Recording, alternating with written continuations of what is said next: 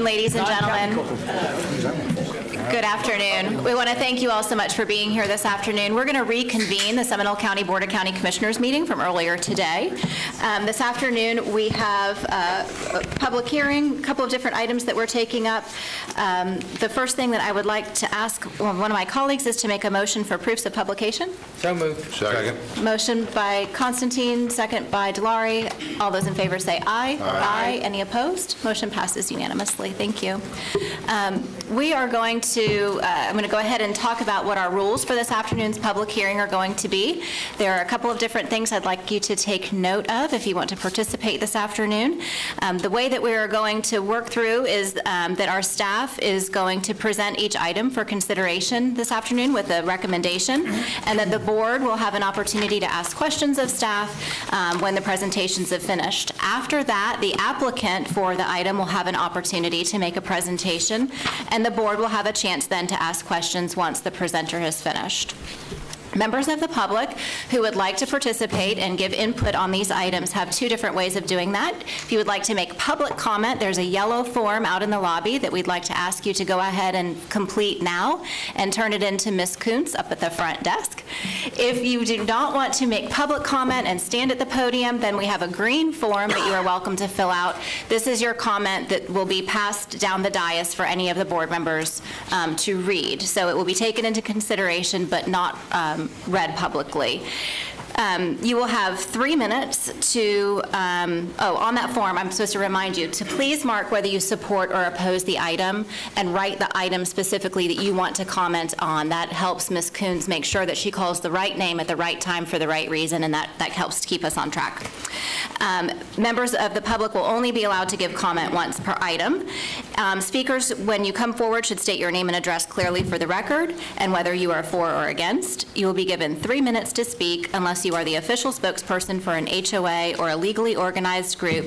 Then you will be given 6 minutes, and that 6 minutes is in lieu of other members of your organization speaking. So if you are representing and speaking on behalf of everyone else in your neighborhood, you get 6 minutes. Otherwise, if you take 6 minutes and no one else in your neighborhood gets to speak, you'll have to take that up with them in the parking lot. In accordance with the operating policies and procedures of the Seminole County Board of County Commissioners, Section 2.175, Public Participation Before the Board, speakers shall limit their comments to the subject being considered by the board. All public comments shall avoid personal attacks, abusive language, and redundancy. Disrespectful, rude, irrelevant, or slanderous remarks or disruptive behavior may subject the individual to removal from the board chambers. The chairman may curtail repetitious comments. The clerk's office is required to retain any documents, photographs, or drawings that are presented to the board, so if you show it to us, be prepared to leave it with the clerk. Charity, raise your hand. There you go. The clerk's office, so once all the speakers are heard, the applicant will have an opportunity for rebuttal if necessary. Then after that, we will close public comment, and the matter will be put in the hands of the commission for further discussion and a vote. Following a motion and a second, any commissioners who do not cast objecting votes will have been considered to have voted in support of the item. With that, regarding quasi-judicial public hearings, there's a lot of rules just to get through before we can even get to the meat of the afternoon. So this is regarding quasi-judicial public hearings. The board certainly welcomes all of the comments that you bring this afternoon, but the law requires that the board's decision and a quasi-judicial action be supported by competent substantial evidence presented to the board during the hearing on the application. Competent substantial evidence is such evidence as a reasonable mind would accept as adequate to support a conclusion. There must be a factual basis in the record to support opinion testimony from both expert and non-expert witnesses. Persons presenting testimony may rely on factual information, and you're the person presenting the testimony. This was written by a lawyer, so persons presenting testimony are you. You may rely on factual information that you present, that is presented by our county staff, that the applicant presents, or on factual information included in the county staff report to support your testimony. All persons who present written materials to the board for consideration must ensure that a copy of such materials is provided to the clerk for inclusion in the board's record of proceeding and official minutes. Has any commissioner received any oral or written communication regarding the quasi-judicial items? If so, please disclose the substance of the communication and identify the person making the communication. Commissioner Herr. We've received phone calls, emails, lots of them, and meetings, and it has all been submitted electronically. Okay, thank you. Commissioner Delary? Thank you, Madam Chair. I received quite a bit of correspondence, phone calls, as well as meetings with all the items that's on our quasi-judicial. I'd like to submit that to the clerk. Doing so now. Thank you. Madam Chair, phone calls and emails on all the items on the agenda today, and they have been submitted electronically through the clerk's office. Submitted electronically, number of emails specifically on item 32 Mustang Way. All right, thank you. I too have had ex parte communication with citizens, emails, applicants, and staff. And those have been submitted electronically and passed down the dais. Thank you. Sorry. All right. So our first public hearing, which is not quasi-judicial, all of that was for the item that will be after this item. Item number 29, we have with us today from the Port Authority, Mr. Andrew Van Gale. This is your budget presentation.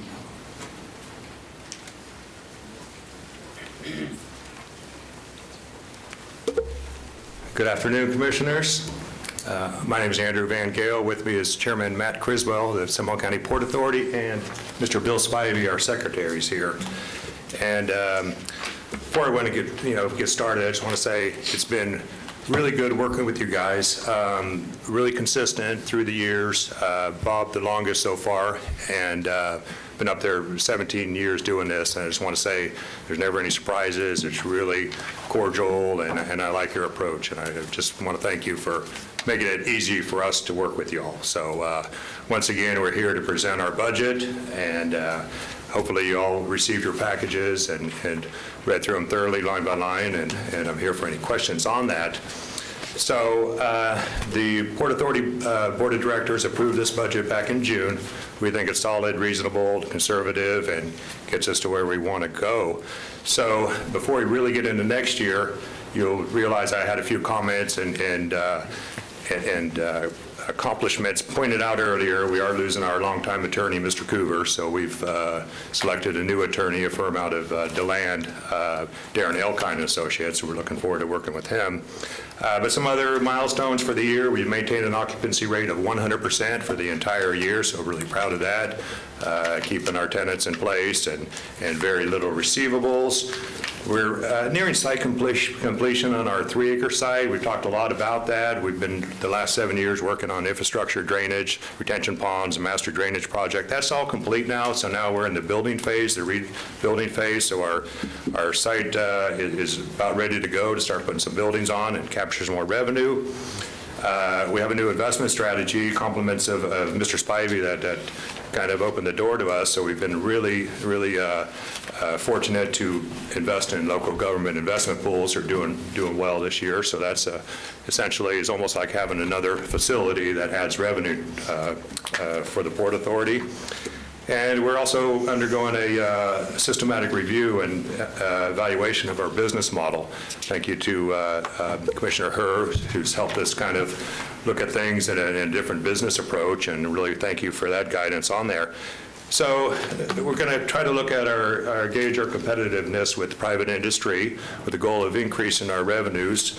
This kind of stuff includes a market rate valuation study, some new rate development strategies, and we're streamlining our property management software to try to produce some really useful analytics for more efficient and profitable operation of the port. So we're moving into kind of a new phase. We'll be revamping our leases with a new attorney and essentially moving from a incubation mode. When the port started, we were kind of out there in the middle of nowhere. We're trying to stimulate business to the economy and bring in manufacturers and small businessmen to Seminole County.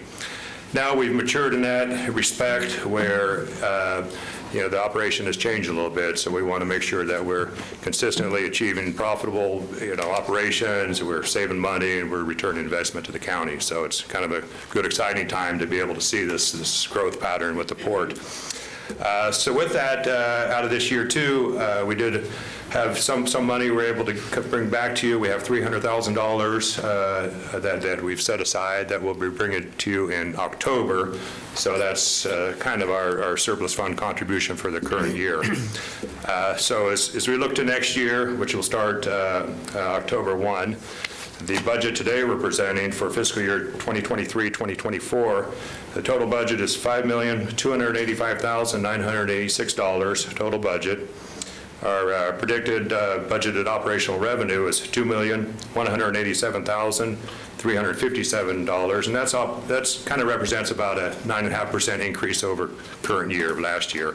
We anticipate to realize, more with our full occupancy, but that's our budgeted numbers now, so doing good on the revenue side. Our expenditure side, we're looking at expending $3,213,577. Now, this is an increase of about 15% over last year. And what we're running into, of course, are construction costs, rising construction costs. I mean, really up to 100% in most cases. So what we budgeted for a year ago with engineers' estimates are coming in quite higher on capital improvements. So it's kind of the fact of life today. So we do have a little more expenditures. In addition to the regular operating expenses, the budget includes a capital improvement plan budget of $2,050,000, and that's for our redevelopment projects. We're looking at building 2 buildings, 2 6,000 square foot facilities. We have plans for a third larger 12,000 square foot facility, but being conservative and trying to predict construction costs, what we have in the bank, with little or no financing, we anticipate producing 2 buildings in the next year, at least started. Plans are 90% complete architecturally, so we're fine-tuning those and looking for cost estimates now. And based on those planned expenditures in our budget to complete the redevelopment project and accounting for increasing costs all around, our surplus fund contribution that was budgeted to the county for the next year is $150,000, and that keeps us kind of still in the black, and it's I think what we can afford right now. There's always time to reevaluate as the year goes by, if conditions change, if construction costs drop, profits come in higher, but right now that's in the budget. And I hope you all got to look at it. We're trying to modernize our budget too, so the package may look a little different, and it's per Florida statutes and our requirements. And with that, we're here for any questions, but we respectfully request approval of our budget 23-24 for the Port Authority. Any questions for Mr. Van Gale? Commissioner Zembauer. Thank you both for being here today, and I appreciate I've gone through it, and I understand that your capital improvements are being fully funded within the budget. Yes, sir. Versus going out to the market and finding lenders. Historically, and I understand a year, 18 months, if everything goes smoothly, your anticipation you'll have the 2 buildings up and running. I understand your statements about maybe getting more closer to market rate instead of the incubator type setup. Historically, and first let me say, thank you for giving the county $300,000 in revenue back to offset the tax burden on our citizens. Historically, in the past, we've seen numbers approaching $1 million coming back to the taxpayer.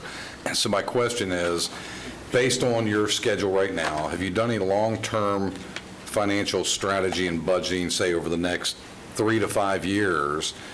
Based on that, do you have any anticipation where we'll start to see a higher revenue stream coming back to the county? Yes, we do, and as far as that $1 million, that started in about 2006. We've been in operation since the 70s, 72, and in which case there was zero contribution for many years. We took some pari-mutuel funds, I think about $60,000 a year to kind of... We don't want to get back to zero, just so it's clear. No, correctly. So historically, it was not always $1 million. There was a time, I think, when we were finally built out, I came aboard. But what wasn't said then was the need for capital improvements, for drainage, for improvements. There was the place was well run. However, it had lived its 25, 30-year life cycle. So I had the pleasure of not only bringing in $1 million, but also trying to find $10 million of improvements that were needed. So yes, I'm not sure how long it'll take to get to that level, because as we're looking, and I mentioned this plan, we're also doing some other metrics to see, for example, our ad valorem tax contribution to the county is approaching $500,000 a year. So there's intangibles and other factors. We're doing a census of employees. There's nearly 1,000 people working out there. So with our with our new studies, we're trying to figure out really what the economic impact is. I'm diverting your question because there's, $1 billion is most likely in goods and services Just say far yes. surpassed than that actual number. I'd venture to say there's closer to $100 million produced in goods, services, employment, and other, taxable items, sales tax even, everything's sales tax. So I would like to see our buildings get online. I've always felt really comfortable with a $500,000 contribution that could, let us operate, keep things up to a certain standard, especially with our competition around us. This board used to say, well, you guys are competing with private industry. Private industry didn't like that. Well, things have changed, and for us to look at some of our underused facilities, we have still some vacant land that's used as surface, and it's really not producing what we should out of it. So, the commissioner and I talk about some of our opportunities to put buildings, and so, Sure, no, and again, I appreciate you funding everything through your capital improvements out of your revenue stream. And so I think that sort of answers my question. We do want to continue more. We'd like to. We got hit with super high, our estimates on a site, for example, that with the engineer predicted $1 million, came in at $1.8 million. Our roof projects that are engineered at $400,000 or $800,000, it's just a hard time right now, and that's $1 million right there that's been, kind of disappeared just because of the cost. But my word, and as long as the commissioner's on the board too, we understand that you want a return on your investment, 100%. Right. And I want to take an opportunity to thank Commissioner Herr for sitting on that board. Several of us have sat on that board through the years, and I think I was on the board when you all started. Everyone except the chairman, so she's First kicking off. Be careful what you wish for. So thank you all very much, and with that, Madam Chair, if there's no other inquiries, I'm prepared to make a motion. I think Commissioner Herr had her hand up to be recognized. I did. I am also prepared to make a motion, but I would like to start by saying thank you to our incoming chairman, Matt, who is also our outgoing chairman. And it says something about a board of directors when the outgoing chair wants to be the chair again. So it is a really well-run organization under Andrew's leadership. And Bill is in the audience, who changed our entire investment strategy as we're accumulating capital to spend on these improvements. It came to our attention that as interest rates were rising, we're kind of sitting on the sidelines, and that's changed. You can see the impact to the budget. But I would say that the project that Andrew described has not been done for a very long time, and that is analyzing where we are against market rate and where we are against standard market leases, because our leases are very old school language, and changing the entire way we look at this. One of the things that we implemented this year was an annual increase to rent, which historically has not been done. It's been done every 2 years. That changes. You can use the same number and divide it by 2. That changes the increase.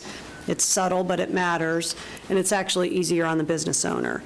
So with that, I will move. First of all, I'll say thank you to the board members that serve out there as complete volunteers and are committed to this, and there's several of them. 2 are in the audience, but I will move to approve. Second. Motion by Herr, second by Zembauer. Any other discussion? All those in favor say aye. Aye. Any opposed? Motion passes unanimously. Thank you, guys. Thank you Thank very you. much. Yeah, it was We great to see appreciate you it. again. And we look forward to the check. Next October. I'll just give it to the commissioner. She'll take care of it. Thank you, guys.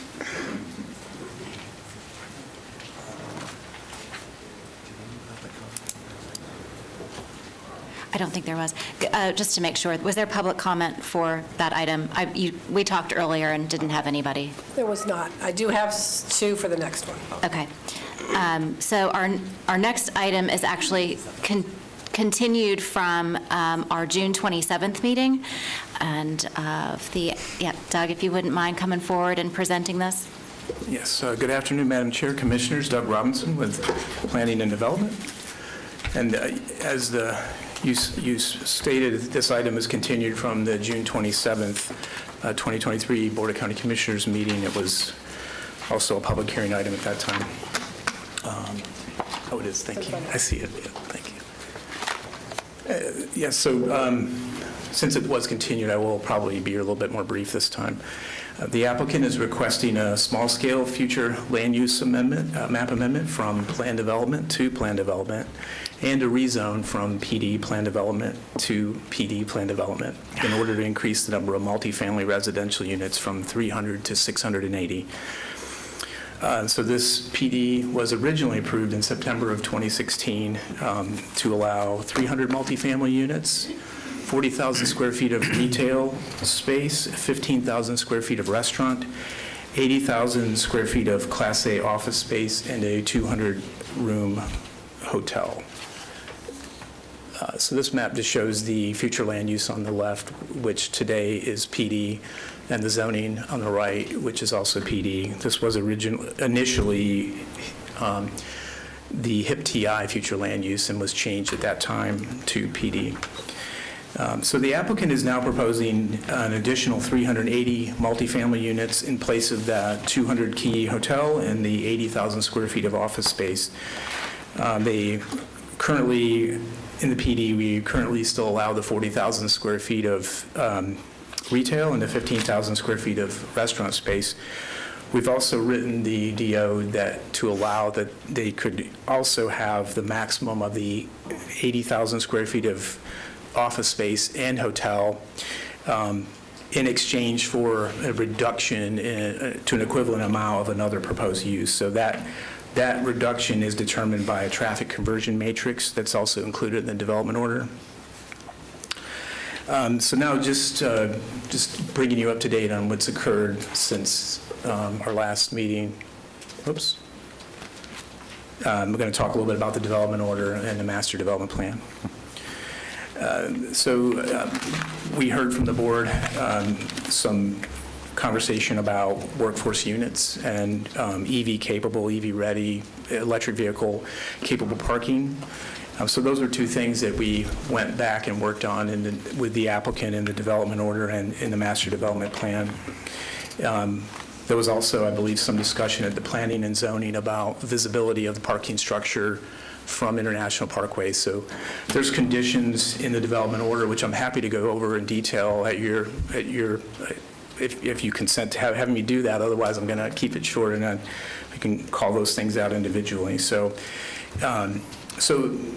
we have included conditions related to workforce housing. There's actually 4 conditions in the development order related to that, and the restrictive use covenant and different things, and that's set at a rate of 10%. Of total units. And then the electric vehicle charging equipment has also been included.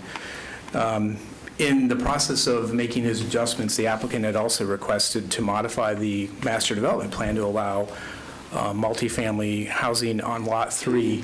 So in the master development plan, you can see on the screen, there's actually 3 parcels. Lot 1 is to the west, has been fully developed with 290 multifamily units. Lot 2 is to the north, there along International Parkway, and Lot 3 is the smaller lot. It's 1.48 acres that originally was stated to have, by the applicant, retail and restaurant square footage. They've come back and asked if they could also have multifamily on that lot as well. So there's a condition that we've added related to how the density would be calculated for either a vertical or horizontal mixed uses on that. So that's in the development order. And then as well, staff has added some development order conditions, mainly for consistency with the master development plan, particular to bike parking and also parking standards that are tied to our new land development code rewrite. So those standards have been adjusted to mirror what's in our proposed land development code rewrite language. So I think with that, I'm going to continue. So I won't go over all the details, but I will say that we did find this consistent with our land development code and comprehensive plan. As you know, we've been working with them on development order conditions, but we are recommending that the Board of County Commissioners adopt the proposed ordinance enacting a small-scale future land use map amendment from plan development to plan development, and adopt the ordinance enacting a rezone from plan development to plan development. and approve the associated development order and master development plan for approximately 12.20 acres located on the west side of International Parkway, approximately 1/2 mile north of County Road 46A. And that concludes my presentation, Madam Chair, and I'm happy to answer any questions you may have, and the applicant is with us here today. Okay, thank you very much. Any questions for Mr. Robinson? Yes, Commissioner Zembauer? Doug, thank you very much. You know, you were in my office at the end of last week, you and some other staff, and I had voiced a concern that there seemed to be a flurry of memos going back and forth and some changes on the DO, and it seemed to be a moving target. Has anything changed since we met last Friday or Thursday? Thank you, Commissioner. Yes, so since the memos went out, we haven't had any additional changes. So what was enumerated in the memo with the updated development order and master development plan still stands as I'm here before you today. Okay. It just seemed that we had things going on at the 23rd hour. I was trying to wrestle with that, which I shared with you when you were in my office, that it didn't seem that we had a moving target. So you feel we're in the right place at this point? I do, Okay. yes. All right, thank you. I have a question for staff. Yeah. I'm sorry. Continue. Commissioner Delory? All right, thank you. Doug, I got a question. So on, I guess it was the last meeting, we didn't have on Lot 3 any apartments, and now they want apartments on Lot 3. And I don't know what happened between last meeting and this meeting to do that. Can you explain that to me? Because it says then it actually reduced the square footage of the retail as well. So I don't know what happened from the last meeting to this meeting about changing stuff, because I thought we were just getting a little more definition and not making changes. And I don't understand why we made all these changes. Yes, sir. Madam Chair, so just to speak to that, Commissioner Delory, so as we were updating the parking requirements to be consistent with the Land Development Code rewrite, which was a conversation that we had with the applicant, they also mentioned that they would like to have the flexibility to do the multifamily on all 3 parcels. So it essentially came back through an email stating that with the master development plan updated to reflect that change. It's not, on the MDP, master development plan, you won't see much there other than just a statement on the lot itself saying residential use in addition to the retail and restaurant that were already proposed. So there wasn't any dialogue about adding that until we received a message and the updated master development plan. Subsequent to that, we worked on a condition. I guess I should probably state which condition it is so that you can look at that while I speak.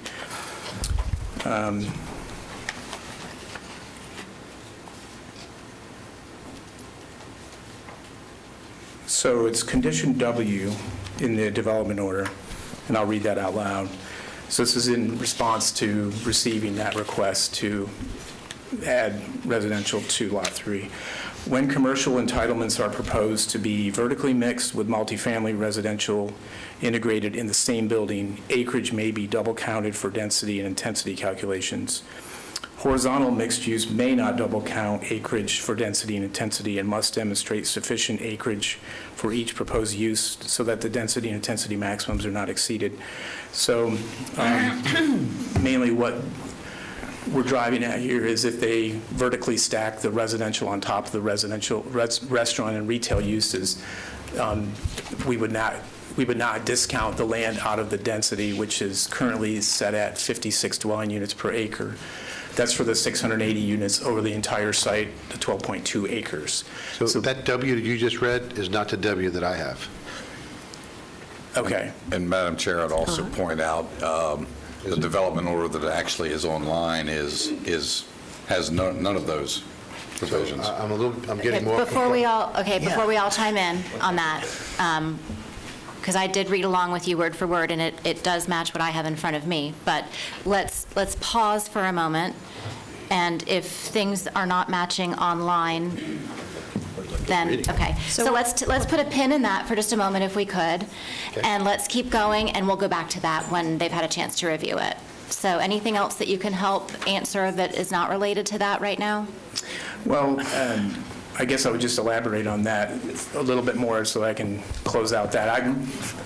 I'm not quite sure why those two are not in alignment, but I'm pretty positive that it's something didn't get uploaded into the Legistar, perhaps.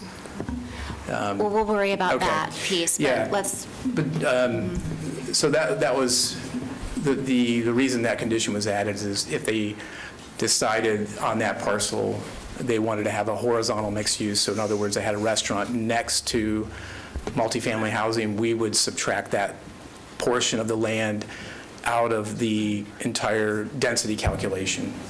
I don't know if I need to elaborate on that further, but I'll stop there. okay.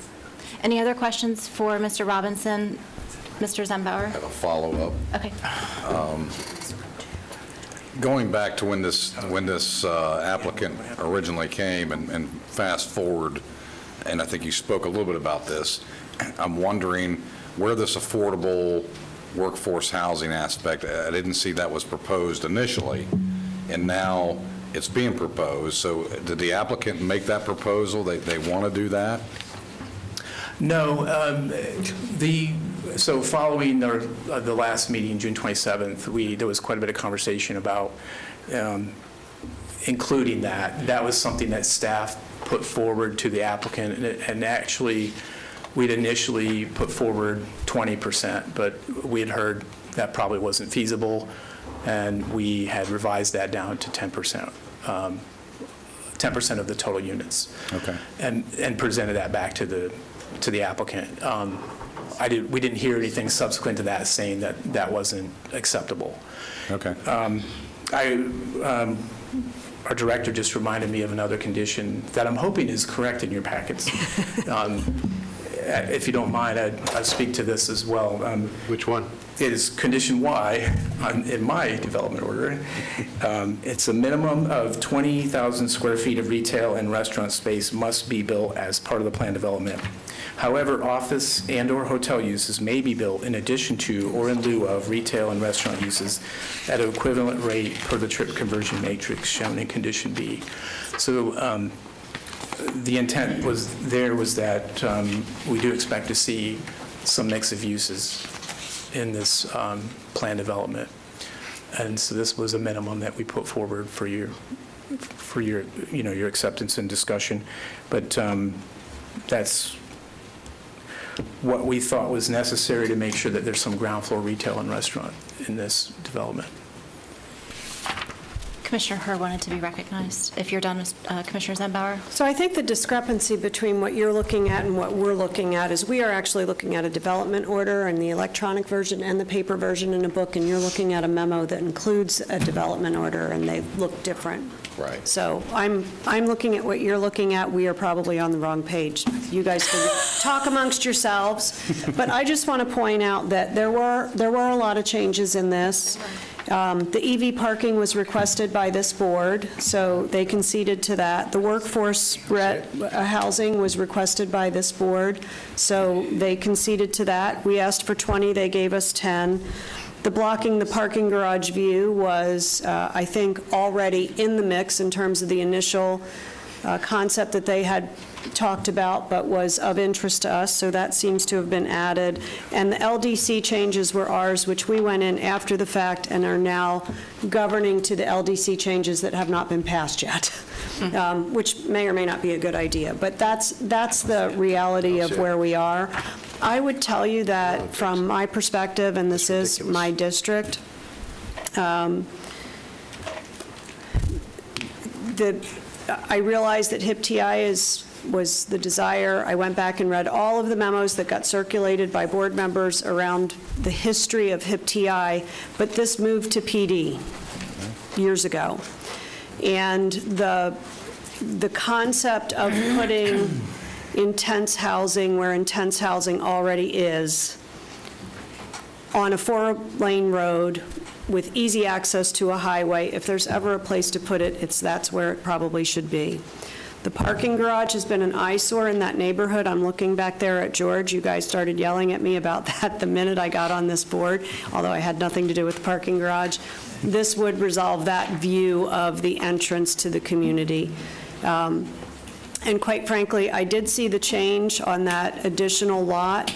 That also faces International Parkway. It doesn't back up to a housing development. So putting additional residential there doesn't bother me either, from the perspective that the alternative is that it's going to be probably failed retail, because there is not enough reason to go into an acre-and-a-half lot for a specific retail outlet. There's retail across the street, there's retail to the north, and there's retail to the south. And so what's going to end up there is another 2 fast food chains that I don't think is what we want there. So I actually like the revisions. I think they accommodated us, and there's an ask in there that makes really good sense from a planning perspective. That's where I am. Okay. Any other questions for Mr. Robinson? And then I'm going to turn to the county manager for some, and the county attorney for some direction. Thank you, because I'd like to get an accurate packet. We'll make sure everybody has everything they need. I just want to make sure if there are any more questions for Mr. Robinson while he's up here, that we take advantage of it. All right. I think for now, Mr. Robinson, we'll have you take a seat, but stick close by because we may need to call you back up. Thank you. Mr. Gray, if you would advise us on where we're at. I'm figuring this out on the fly as well. And Rebecca, if you could come up, I think you could talk about, there was some supplemental information that was submitted last week to each of your offices that was actually submitted and put into mine, so just make sure we're correct with what was just discussed. It is, we just verified it is online. It is, so we'll... What page? So I'll have Rebecca tell you exactly what page that was. So, It's the first attachment. But it's the first attachment, yeah. so if you could- So after the original, for the record, Rebecca Hammock, Development Services Director, after the original agenda printed, we only distributed one memo with changes. And so we distributed that memo hard copy, and that memo was also attached to the agenda item in Legistar after it was initially published. So we attach it and then republish. And this memo that was distributed hard copy was also attached in full as one PDF to the Legistar item. So it should be the first attachment to agenda item 30. And would that be the yellow highlighted memo? Exactly, yes. Perfect. It's listed as a memo instead of a development order? Yes, because that's the memo is an entire package, which includes the changes to the development order since it originally published. Do that today. Understood. Thank you. Sure.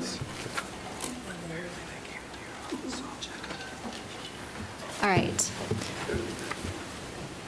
So we've confirmed that the information was published online. It may not be necessarily in the format that we think each of us would choose, but it's there online as a part of the item. And is the attorney's office okay with us proceeding with that?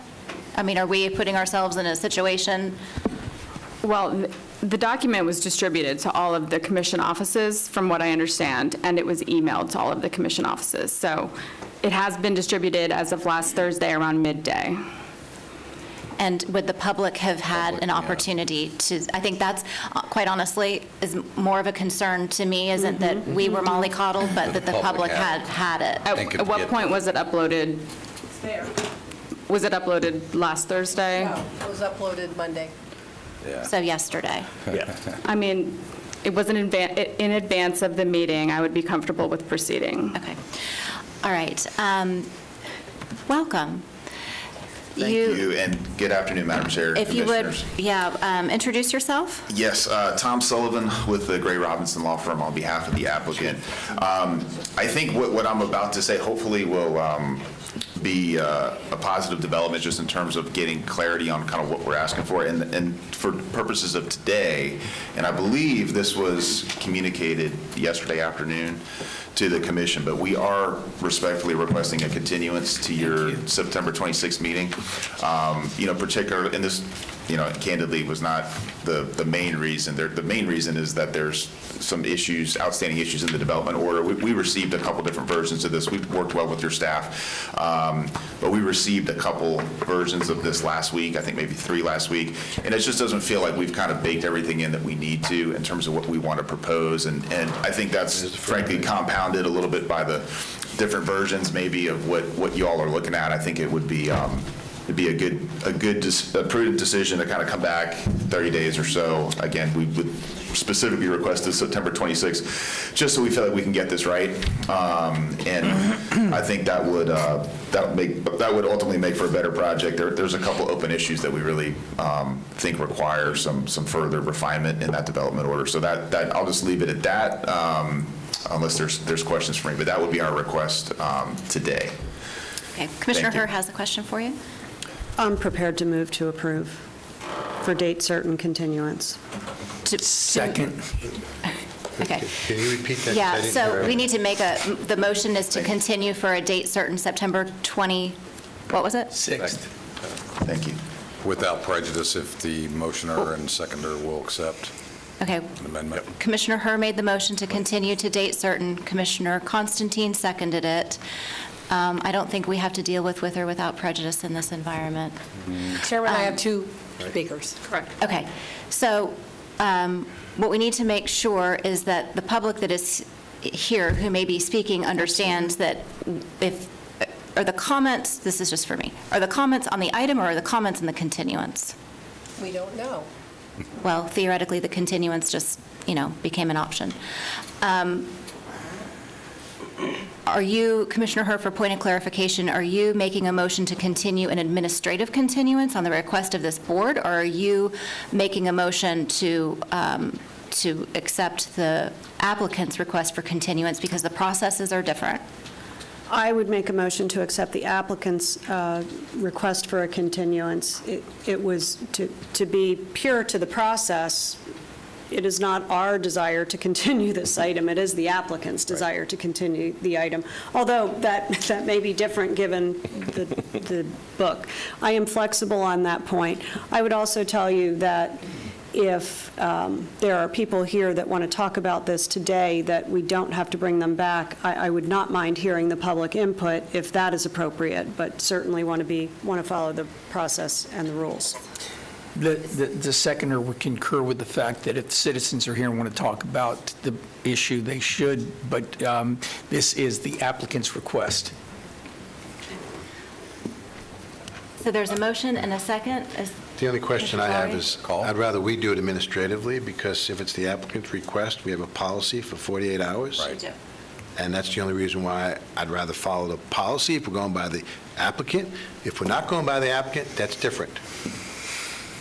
That was why I understand that, specifically, Sharon. That's yeah, why I'm trying to expound on what I think you were trying to say. right. I think there's enough confusion, at least in my mind, especially in light of So some I'll withdraw parking. the motion as stated. Seconder? I'll withdraw. I'll restate the motion to be a request for continuance, to do a continuance date certain for September 26th. There's a motion by Commissioner Herr. Second. Second by Commissioner Zembauer. Any further discussion? All those in favor say aye. Aye. Any opposed? Motion passes unanimously. Since there were no requests to speak on the continuance, we will take up anyone who is here who wanted to speak on the item, understanding that we're not taking up the item today. So I have George Sellery and Melissa Ritchie.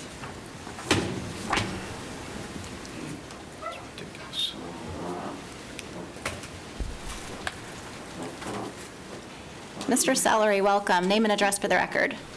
Yeah, George Sellery, 5231 Shoreline Circle, and I want to, Commissioner Herr, I would never, ever yell at you. You are wonderful. And I am a little disappointed in the county attorney's opinion. I'm going to check with my legal advisors in Volusia County, because saying that you can change a public notice that we've all looked at one day before a meeting is a very scary precedent. So I'm going to go to Cobb, Cole, and Bell, and I'm going to talk with them about it, and John Caney in particular. So, because that worries me, that anything that you put out there that can be changed at the last minute before anyone knows about it. So I just have to disagree on that point. I did meet with Matt, I don't notice where he's at in here, back in the back, about a year ago to talk about this project. And again, I think the cat's out of the bag as far as HIP TI goes. However, I do think, our version of HIP TI compared to Lake Mary's on the other side of 46A, the southern side, is very critical as far as looking forward. When I worked here, I thought when we did all the infrastructure on international for HIP TI, we used sales tax revenues and stuff to pay for all that, to support offices and commercial. So a couple of things Matt and I talked about, and I haven't looked to see if this is in there, but the construction of this is supposed to be more of a concrete, not like a Maui wood that just flames out. We do have 2,400 apartments between 46 and 46A. And hopefully this will be the end of it if we go this route. And I remember Matt was also indicating that commercial would be on the ground floor, like gyms, fitness centers, high-end restaurants, things like that would be in there, and that we would also be saving some of those majestic oak trees, not in the middle, can't do that, but the ones that line International, we should be able to save some of those. I do want to make a point, and I have talked with Matt about this. Affordable workforce housing, let's make it clear, 10%. I think it should be more than that. Let me explain why. From Seminole County's definition, workforce housing is up to 140% of the average median income for Seminole County. According to the Seminole County's handout, that number is $67,000.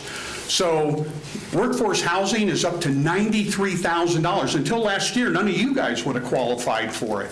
I mean, from the standpoint, if you're making less than $93,000, you're barely in the workforce housing category once you go over that. And so deputy sheriffs, school teachers, firefighters, people that we need to be able to live in these apartment complexes, I think we need more than 10% for that 93,000 and less category as far as rental potential goes, so we can get these folks in these apartments and stuff like that. Even nurses, that's part of our workforce housing.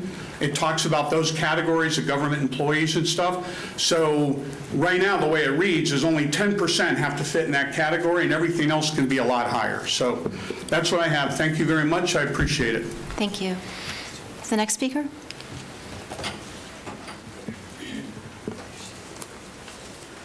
Hi there. Can you hear me? Yes, if you'd state your name and address for the record. Yes, my name's Melissa Ritchie, and my address is 1400 Encore Place.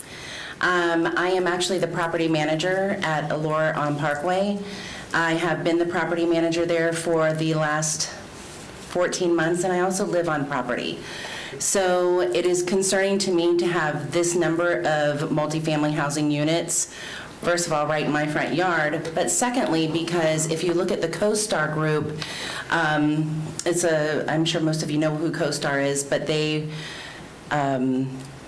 show us how many units are being built, how many are under construction, how many are coming online. And in a 3-mile radius right now, we have over 1,000 units coming online. We can take my community, for example. I'm 290 units, and I'm at 89%. I'm budgeted to be 95. We have Vintage Lake Mary that is less than a mile and a half away that started pre-leasing their apartments in August of 2022. They're at 60% occupied. We have a problem. We have so much product and not enough people. So that's my main concern. My second concern is parking. Like I said, I've been the property manager, and I also live at Allure on Parkway for the last 14 months. The parking there is atrocious. Yes, we have the eyesore, which I think is kind of nice, but of the parking garage. I think it's kind of pretty. Could be worse.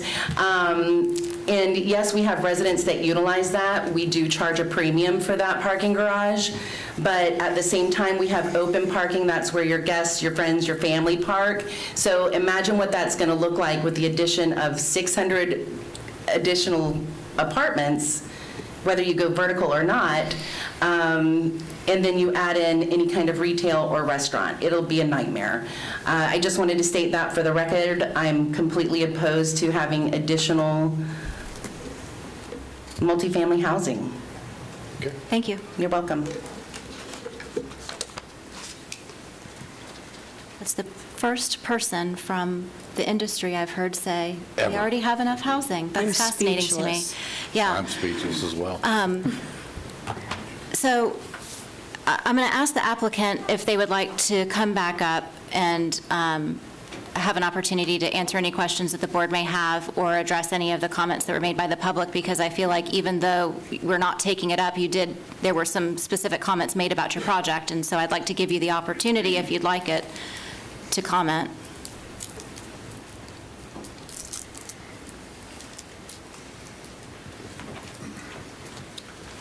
Thank you, Madam Chair. Again, Tom Sullivan for the record. I don't think it's really necessary to address those items today, to be honest, in light of the fact that the board's already decided to bring us back on the 26th. I think we'll be prepared to give maybe a little bit more of a full response to those.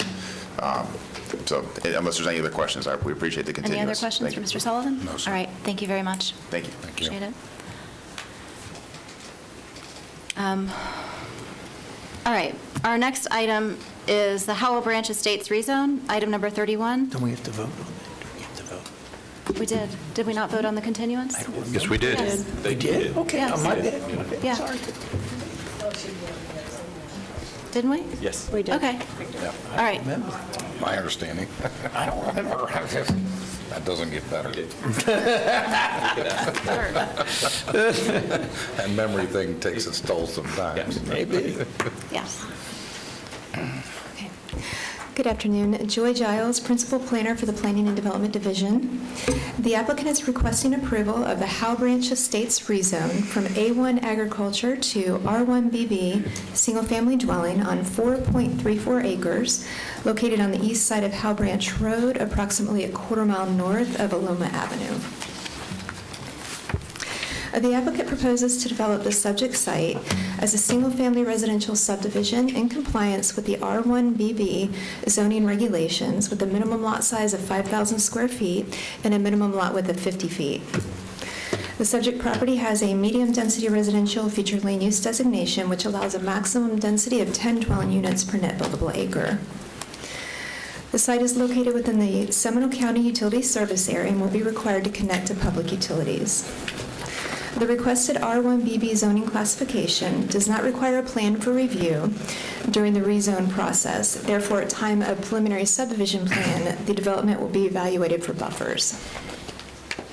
Staff finds the request to be consistent with the Seminole County Comprehensive Plan and compatible with the trend of development in the area, which also consists of the requested R1BB zoning district, as well as the R3A multiple family dwelling zoning district that allows for one-story, two-story, and three-story apartment buildings, townhomes, and condominiums.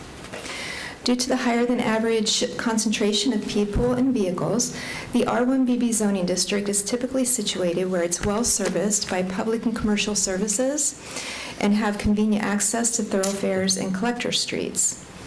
This site will access onto Howell Branch Road, which is classified as an urban minor arterial road and is approximately a quarter-mile north of Aloma Avenue, providing a multitude of commercial services. In compliance with Seminole County Land Development Code community meeting procedures, the applicant conducted a community meeting on May 25th, 2023. The Planning and Zoning Commission met on August 2nd, 2023, and voted unanimously to recommend approval of the request. Staff recommends the Board of County Commissioners adopt the ordinance enacting a rezone from A1 to R1BB on approximately 4.34 acres located on the east side of Howell Branch Road, a quarter-mile north of Aloma Avenue. Thank you. Thank you. Any questions for Ms. Giles? Nope. All right, thank you. Stay close by, and we'll call you back up if we have any other questions. Is the applicant here, and do they wish to make a presentation? Good afternoon. Bill Mackey with the Daily Design Group, 913 North Pennsylvania Ave, Winter Park, Florida. We've been working with Joy and the staff on this for a few months. We've read the staff report. We agree with everything. So I'm here to ask for your support and answer any questions you may have. All right. Any questions for Mr. Mackey? Nope. All right, thank you. Thank you. We reserve the right to call you back if we need you. All right. Do we have any public comment on this item? No, we don't. All right, we'll close public public comment for this item? Commissioner Delory? Madam Chair, I'd like to make a motion to adopt the proposed ordinance enacting a rezone from A1 agricultural to R1BB single-family dwelling on 4.34 acres located on the east side of Howell Branch Road, approximately a quarter mile north of Aloma, as presented here today. Second. There's a motion by Delory, second by Zembauer. Any discussion? All those in favor say aye. Aye. Any opposed? Motion passes unanimously. Thank you. Our next item is item number 32, Mustang Way. Yes, the applicant is requesting the applicant is requesting approval of the Mustang Way rezone from A1 agriculture to R1 AA single-family dwelling on approximately 18 acres located east of Notting Pines Way, approximately a quarter mile south of Red Bug Lake Road. The applicant proposes to develop the subject site as a single-family residential subdivision in compliance with the R1 AA zoning classification, with a minimum lot size of 11,700 square feet and a minimum lot width of 90 feet. The subject property has a low-density residential future land use designation, which allows for a maximum density of 4 dwelling units per net buildable acre. As you can see from the density map that was provided in your agenda package, the site is surrounded by single-family residential subdivisions. The property adjacent on the west and north were developed in compliance with the R1 AA zoning classification, and the development adjacent to the east has a PD zoning classification with a minimum lot size of 9,000 square feet. The property adjacent on the south of the subject site operates as a water treatment plant and is owned by Seminole County. The property contains floodplain and wetlands in the southern portion of the site. A 15-foot minimum, 25-foot overall average upland buffer will be required around all wetlands, and all post-development wetlands and floodplain must be preserved in a conservation easement at time of final plat. The property is located within the Seminole County Utility Service Area. The Seminole County Utility Service Area will be required to connect to public utilities. There is a 6-inch water main on the east side of Notting Pines Way, which no longer meets the current National Fire Protection Association standards. Therefore, expansion of those lines may require upsizing the line along Notting Pines Way to Red Bug Lake Road. The 18-acre site is comprised of 6 undeveloped parcels, none of which have direct access onto a county standard road. 5 of those parcels are vested and would qualify for a single-family residential building permit, utilizing access via a 15-foot wide ingress-egress easement known as Mustang Way. However, the easement is not wide enough to provide access that would meet the Seminole County Engineering Manual standards for road width and pavement for a subdivision, which is a minimum of 46 feet wide. The applicant is proposing access from Notting Pines Way. More specifically, access is proposed from Lot 16 of the Sutter's Mill Plat, Unit 2, also known as Notting Pines Estates Subdivision. There you go. And as you can see on the map overhead, the lot outlined in red is the proposed access. The applicant proposes to replat and redevelop Lot 16 into a 60-foot wide access road with a 15-foot wide buffer on the north and south perimeter. The buffer is for the purpose of obviously creating a buffer for lots 15 and 17 and to prevent those 2 lots from becoming corner lots. The requested rezone from A1 to R1 AA has been evaluated for consistency with the Seminole County Comprehensive Plan and the Land Development Code. Under Policy FLU 17.5, Evaluation Criteria of Property Rights Assertions, staff must determine if the requested use is a reasonable use of the property, providing compatibility with abutting properties, and is consistent with the generally accepted land use planning principles. The requested R1 AA zoning classification is compatible with the surrounding trend of development in the area. I'll put that density map back on for you, which consists of R1 AA zoning classifications. Under policy, Transportation Policy TRA 2.217, Local Street Connectivity, the county shall encourage redevelopment and infill properties to access from existing local roads where feasible, in lieu of creating additional access points on collector and arterial roadways. The proposed access from Nottingham Pines Way is consistent with the aforementioned policy by creating interconnectivity with an existing local road.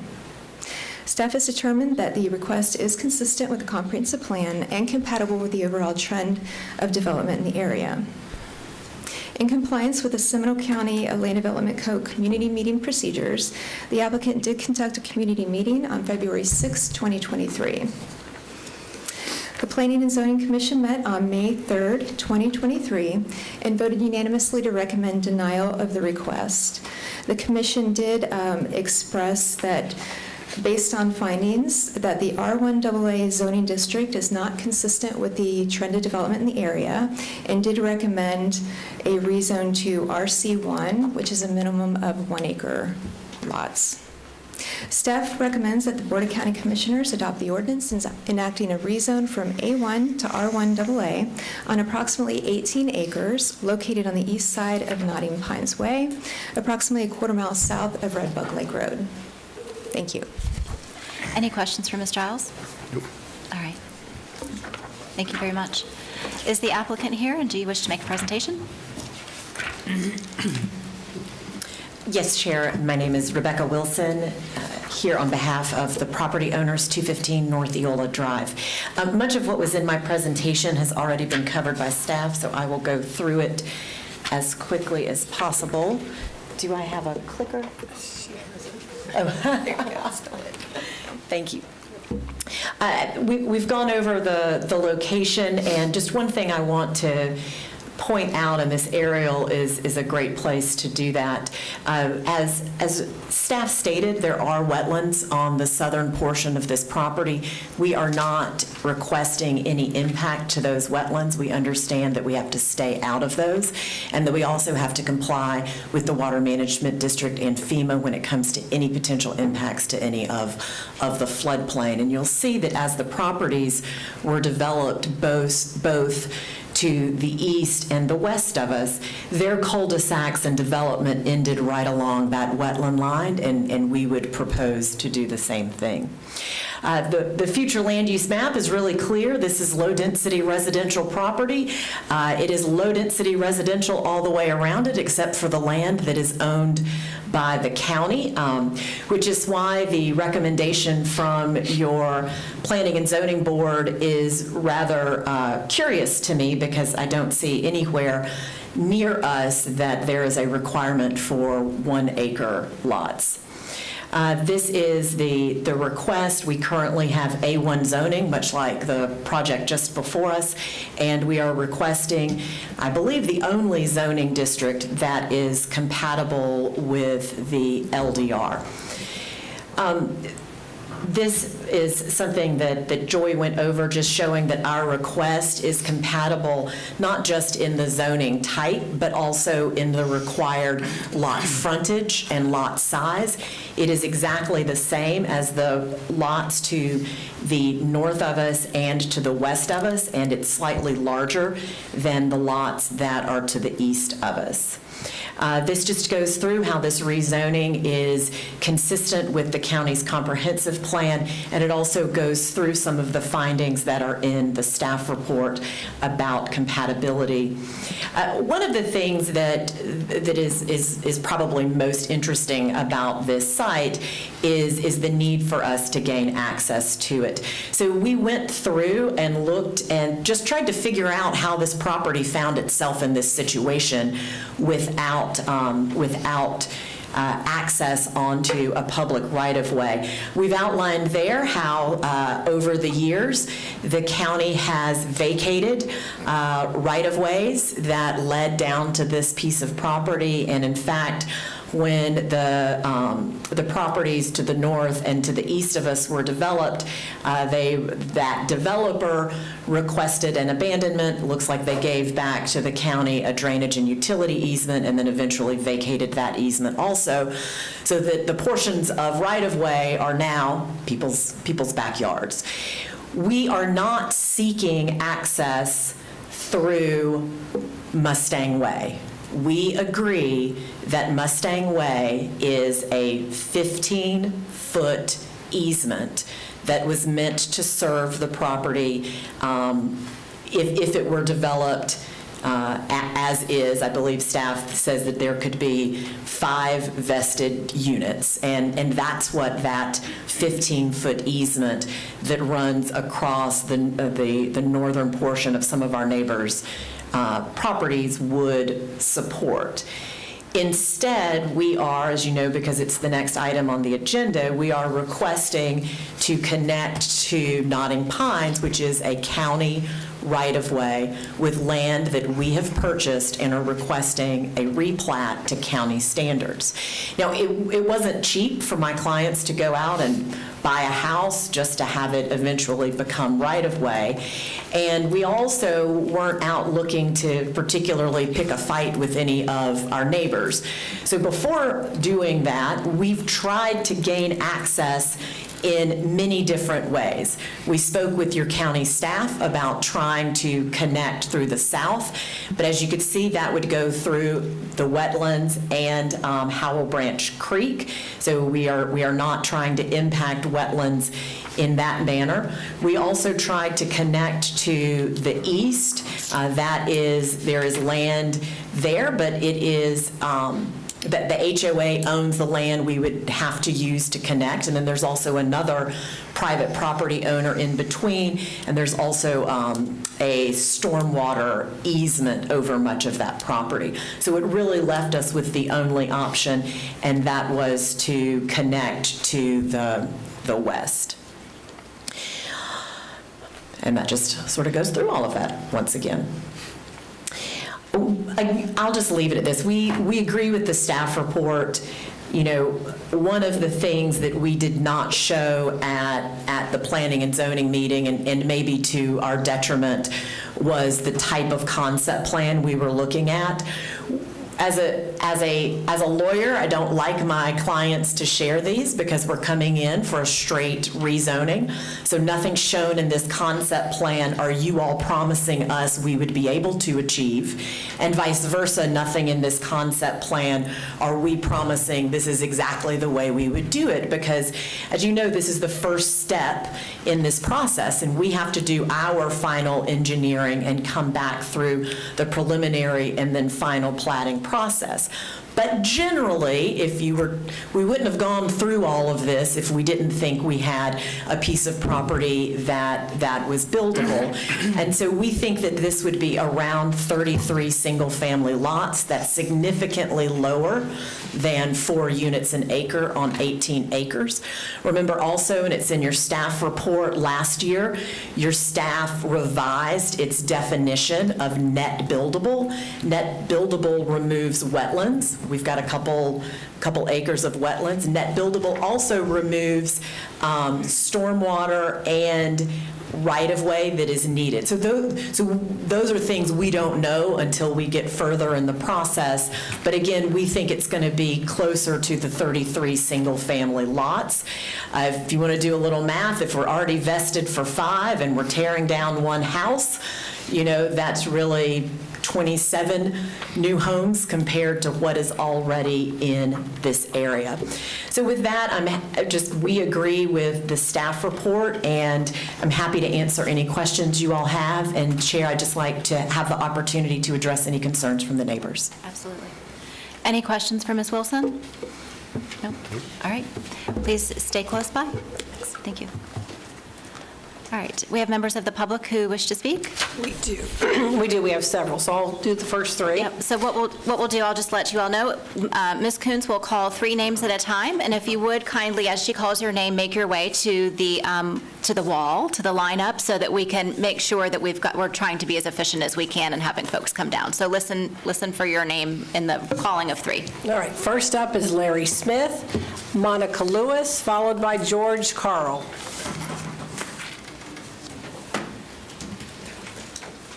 Hello, I'm Larry Smith. I live at 1074 Notting Pines Way, and I'm actually a certified building contractor registered here in the state of Florida. And I have a few things. I'm going to actually go back on what, I'm sorry, I forgot her name, but we're going to go back on that. As it stands, it shows that, as per her words, 5 units are allowed currently. Second comment she made was trying to get back to her client saying, well, we purchased a house to knock down so we can access this property. You know, I'm sorry, when I go to Vegas and I put a bet down, it's not always a guarantee, that's a gamble. Her client took a gamble on trying to purchase this house and demolish it on our street to further deepen his pockets in the future. She said 33 houses. That translates to 66 cars, more out on our street. At the end of our street, we all know there's a elementary school. The other day, I had to wait 10 extra minutes at my light because people don't listen or watch the signs and say, hey, no turnaround. If you don't live in the neighborhood, don't use this. Well, you know what? That's one of them laws that just aren't abided by. My question is I don't know if FEMA has let loose the future flood plans, but Hurricane Ian actually kind of showed us that the 100-year flood plan last year is no longer in effect.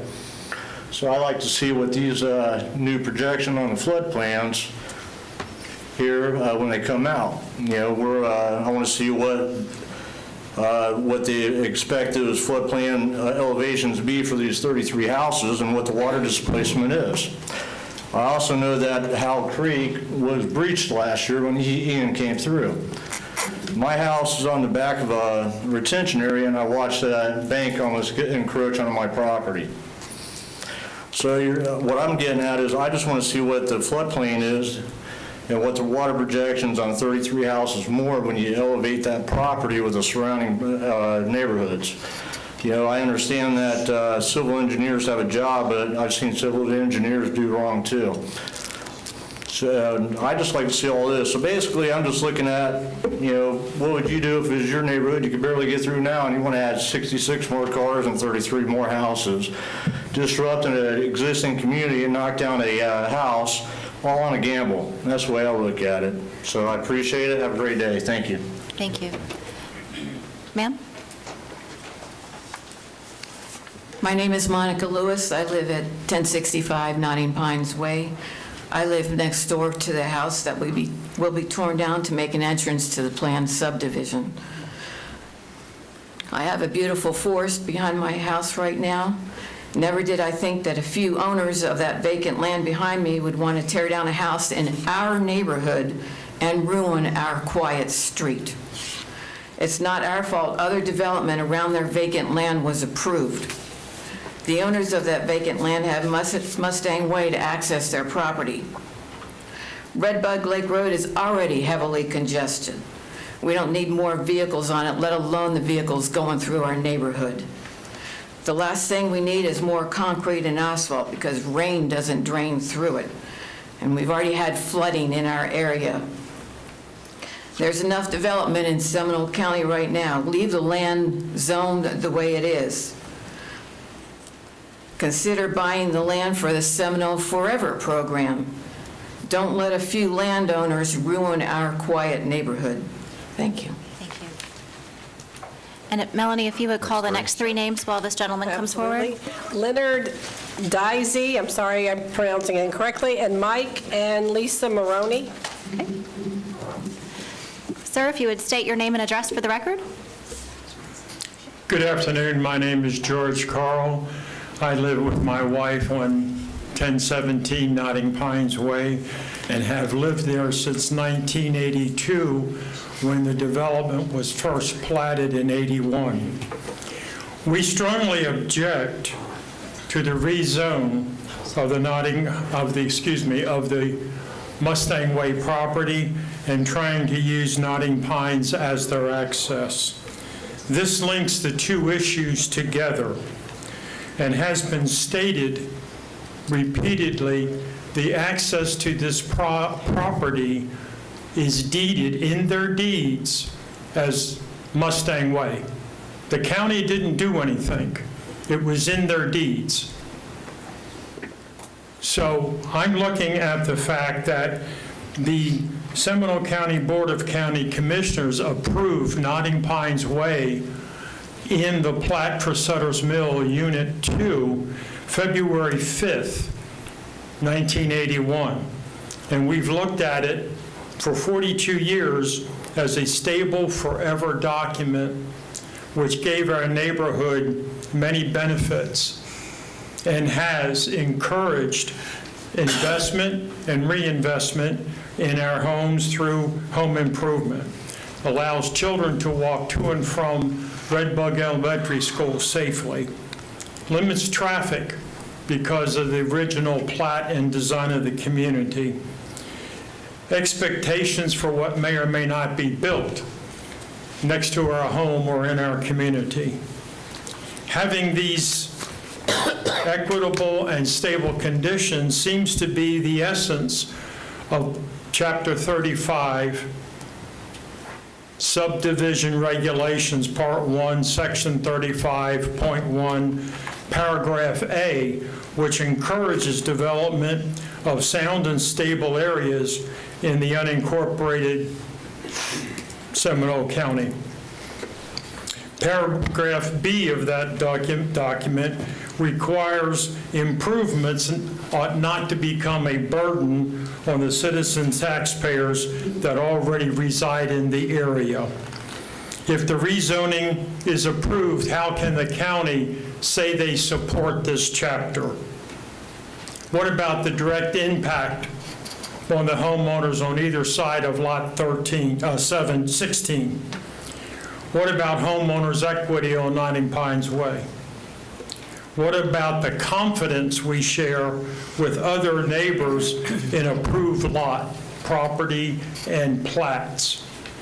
Request the Board of County Commissioners deny rezoning of Mustang Way property as recommended by the local planning agency and Planning and Zoning Commission on May 3rd, 2023, and also deny the replat to access Notting Pines Way. Thank you. Thank you very much. Sir, if you would state your name and address for the record. My name is Leonard Deasy. Nobody ever gets my last name correctly. I was like, close. That's okay.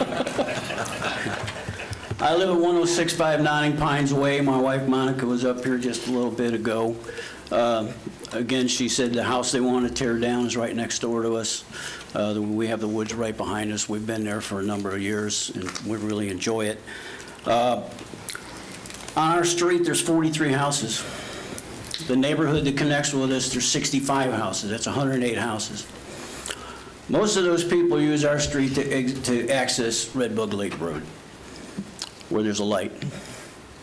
So we do get a lot of traffic in the morning and afternoon just doing that, but most of the time in the evenings we're able to take nice walks on a quiet street with not a lot of cars. We have a cul-de-sac on the end. The only people that come down there are usually the people that live down there. But they're going to be turning right next to going into this new subdivision right next to my house. If they do it, if you allow it, we're going to have construction for probably a year or more. Construction vehicles up and down our street, tearing up our street. And as it was mentioned before, is probably a new pipeline. They want to pull the sewer into there, which was mentioned at the Planning and Zoning Commission meeting. We've already had water come up through our manhole covers during hurricanes because it can't handle it. And we want to put more houses into that. And it was talked about at the Zoning Commission that they would tie in the sewer and drainage into ours. I kind of thought maybe they'd do it out of Mustang Way to Dodd Road to alleviate putting more houses onto our already taxed place. We don't want this to go on. Mr. Chairman German at the Zoning and Planning Commission recommended RC1, 1 acre lots. If you did decide to do it, I guess that'd be, in my opinion, would be the best way to go. I don't want to see any of it done myself. But it's not my decision. They recommended complete denial. That's what I recommend too. Thank you. Next speaker.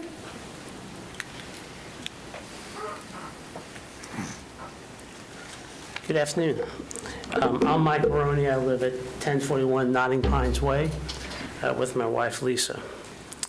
I don't know a lot of history about this property that they want to redevelop, but I do understand that it was zoned for agricultural, and they can build a few houses back there.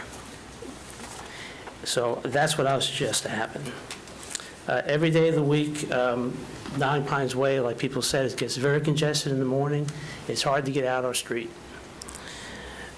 The current traffic, adding 60 cars to that, not all at the same time, I understand, but over a period of time in the morning, I'm sure a lot of them will be going down our street. And I wouldn't want to live next to the right-of-way. That would be completely different than it is right now. I understand people have rights, property rights are important, but our property rights are no less important than our neighbors' property rights. And I can't understand why it's a good idea to allow someone to turn our quiet street into a busier street. They can build houses there. Well, let them build what they're allowed to build. And that's about all I have to say. Thank you.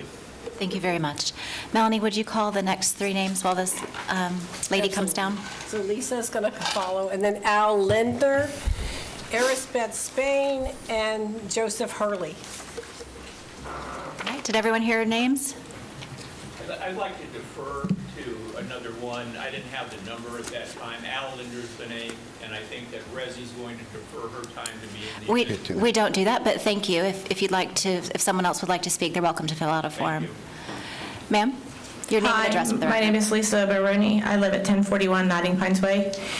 And we already live where Sutter's Mill comes in and makes the turn to go to the light. So we're already dealing with that. I am a teacher. I took off half the day to come here. And it is difficult to get out, just even in the morning. This morning, someone had the traffic guard, the lady, I've talked to her before, she said, I have no control. She said, no one will respect me, even the children won't listen to me. Some man was out there talking to her this morning, so that's an ever constant problem. We need to go ahead and start the timer if we could, I'm sorry. Yeah. Okay. I will say that I did know, I saw this at an earlier meeting about 2 years ago, because we keep having this ever constant situation rear its head. I knew the lady that they bought the house from. She never would have sold. They bought it under false pretenses. So I think that is important to know. The purpose of a home to me, of course I'm a teacher, is to be restorative and calming to one's body, mind, and spirit. I couldn't tell you that last time we felt that on Notting Pines. I feel like we're living the Three Little Pigs with the wolf. We constantly have this threat that this house is going to get bulldozed down and they're going to put this thoroughfare. How much can we take? I've told you before, I'm a cancer survivor. I know we have other cancer survivors in this neighborhood, and we're supposed to take this on an ongoing basis? This isn't right. Constantly prepping for this. What else? There's no need to rezone. It keeps getting sugar-coated. Why do you rezone something? I think they're allowed 4 to 5 estate homes, is what I heard at some point. I don't know. And they're going to go out some other way. They are not going out Notting Pines. Notting Pines is closed. It's a platted subdivision. What does platted mean? Can be changed at any time? I don't think so. I'm just not getting it. Forgive me. I'm a music teacher. We have a platted subdivision. I don't see any purpose in this coming here. I mean, we've got 2 things. 14, evidently, today some people talked about the final plat for Lot 16. It's a home. It is final. There's no road going there. A rezone, I don't know, do they need to rezone for these 4 or 5 estate homes that are going out Mustang Way? I don't know, but I just have to say, I can't keep coming here and revisiting. And I hope that, like was said earlier, you will do the right thing like it was your neighborhood. Thank you. Thank you.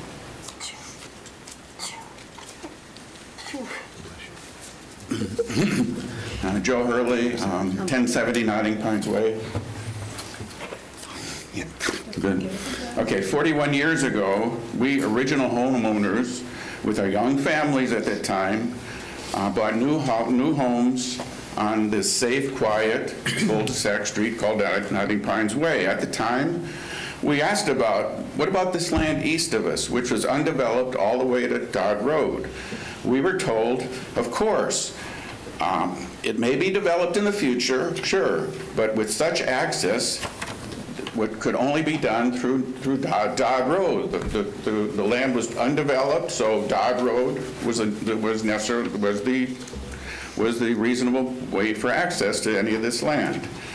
So over the years, most of us, most of the land that was developed with new homes in this area, these owners of the land being discussed today, with approval of Seminole County, kept this nice wooded piece of land with access through Mustang Way.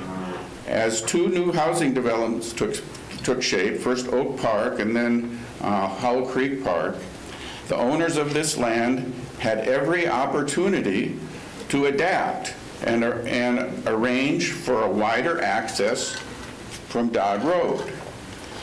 But instead, they chose to keep the only access to their rustic retreat, with Mustang Way remaining a single-lane road. So we are now being threatened by a rezoning, which would inevitably lead to demolishing a perfectly fine house on our street to gain access to a new housing development. This would turn our promised safe, quiet cul-de-sac street into an access road. These landowners made their bed when they settled for Mustang Way to be the only access to their land, which surely justifies keeping the present A1 zoning. So it's only fair and logical that this rezoning request be rejected. Thank you. Thank you. Ms. Kuntz, if you would read the names again that you read last time so that everyone will have an opportunity to speak who filled out a form.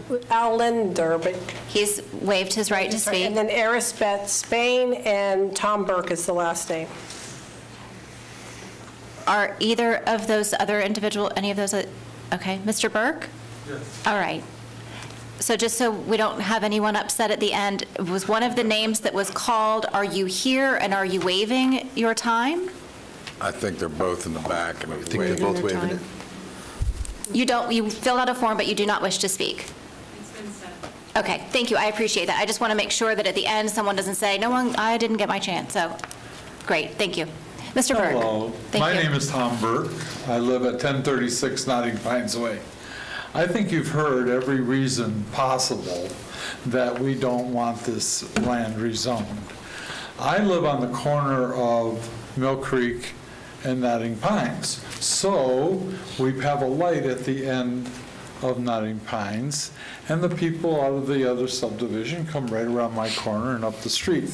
And so we have 2 subdivisions using Notting Pines in the morning during rush hour, when, if you've ever been on Redbud Road during rush hour, and during the pandemic, there was no rush hour. It was wonderful. But, so anyway, the only thing I can say is, please don't approve this. It's just such a good neighborhood. I've lived there 35 years and really don't want it to change. Thank you. Thank you very much. So there was one form, there was written public comment, Ms. Beckel, and I will pass that down the dais for commissioners to read. Is there anyone else here who would like to speak on this item who neglected to fill out a form and would like to be acknowledged? All right, seeing no hands, I will close public comment. And would the applicant like to address any of the items that were brought up? Thank you, Chair. Just a couple of things. First, I was incorrect when I said that stormwater comes out of the net density. I mean, yes, that developable land is actually floodplain, so I wanted to correct that statement. And with regard to the utility connections, those were discussed at Planning and Zoning. We have our civil engineer here with us if you all have any specific questions about connectivity. And I understand that the neighborhood is concerned about traffic. And in fact, the proposed number of units is so small that your code doesn't require that we do a traffic analysis at this time. That is a county road, and we're happy when we come back, if this is approved tonight, with a PSP to show how that traffic works. There is a traffic light to the north where people are able to access through here. And again, we are proposing homes that are, the lots are the same size and dimensions that exist in this neighborhood now. And what I was a little surprised, because I don't live there, so I have not witnessed this, but when I have viewed that area back there, it does not appear to be beautiful woods. It appears to be an attractive nuisance for people to go back there and do things we would all prefer they not do back in those woods. So we would respectfully request the rezoning, and I believe the next item is the discussion on the replat. Thank you. All right. Any questions for the applicant at this point? Any questions for staff? Thank you. I do have a couple of questions for staff. There some clarification, and Ms. Giles, feel free to answer or punt to Ms. Hammock. I think every time we have an infill type development like this, there's always an opportunity for, it's a very emotional situation. You've got neighborhoods that are incredibly established and wonderful, and you all have spent years living there.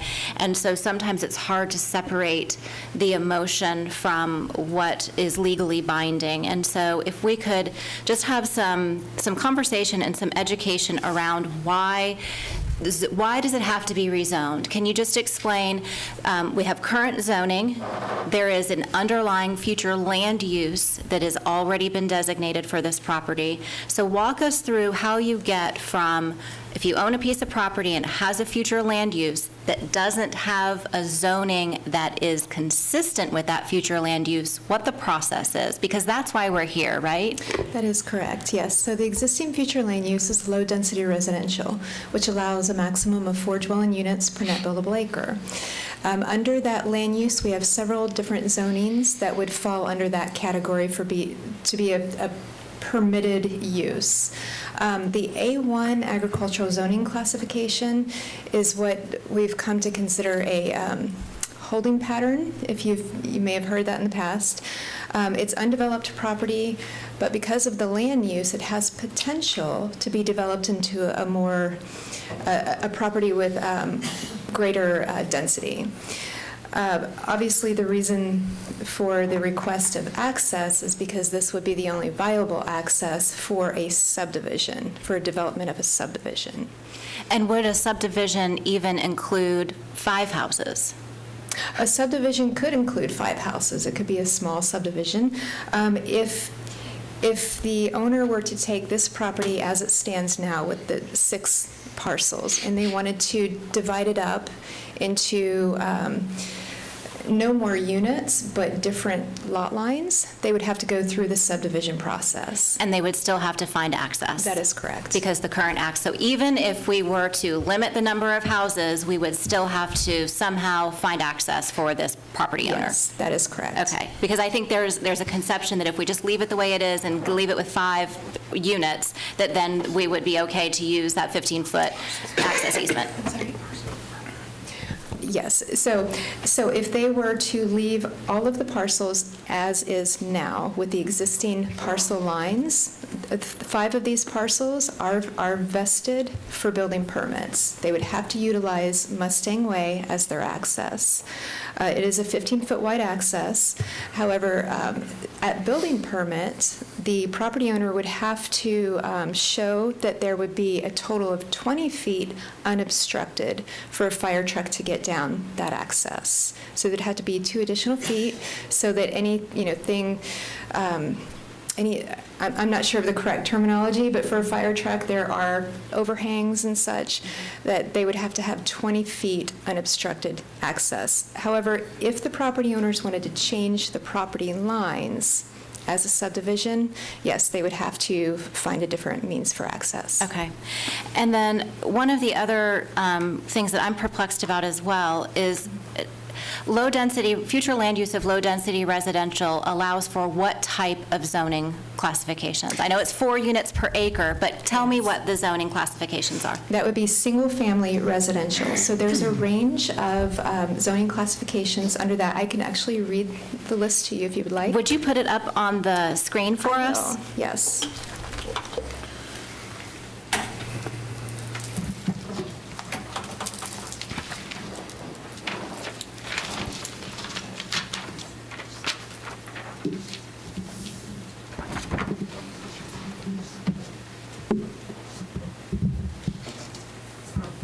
And you know I'm going to ask you to zoom that baby in. Okay. Oops. Okay, so here's where you see our low-density residential future land use. And if you go across, it states the maximum dwelling units of 4 dwelling units per acre.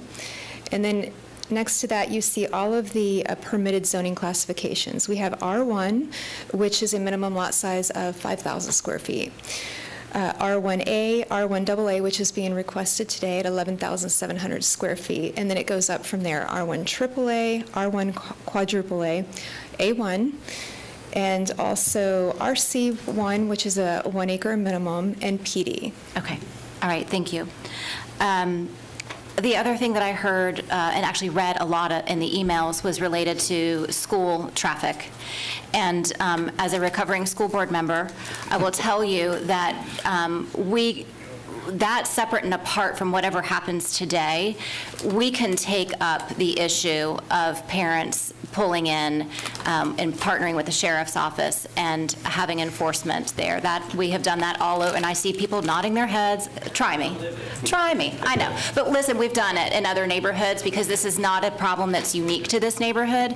And I'm sure Commissioner DeLaury, since this is his district, will be happy to work with Chairman Kraus. We can make that something that separate and apart from this, that is a priority if it's a continued problem in your neighborhood. So I'll make that commitment to you. I think that's all I have. Are there any other questions or comments? Commissioner Herr. Just a couple of the other things that were addressed, so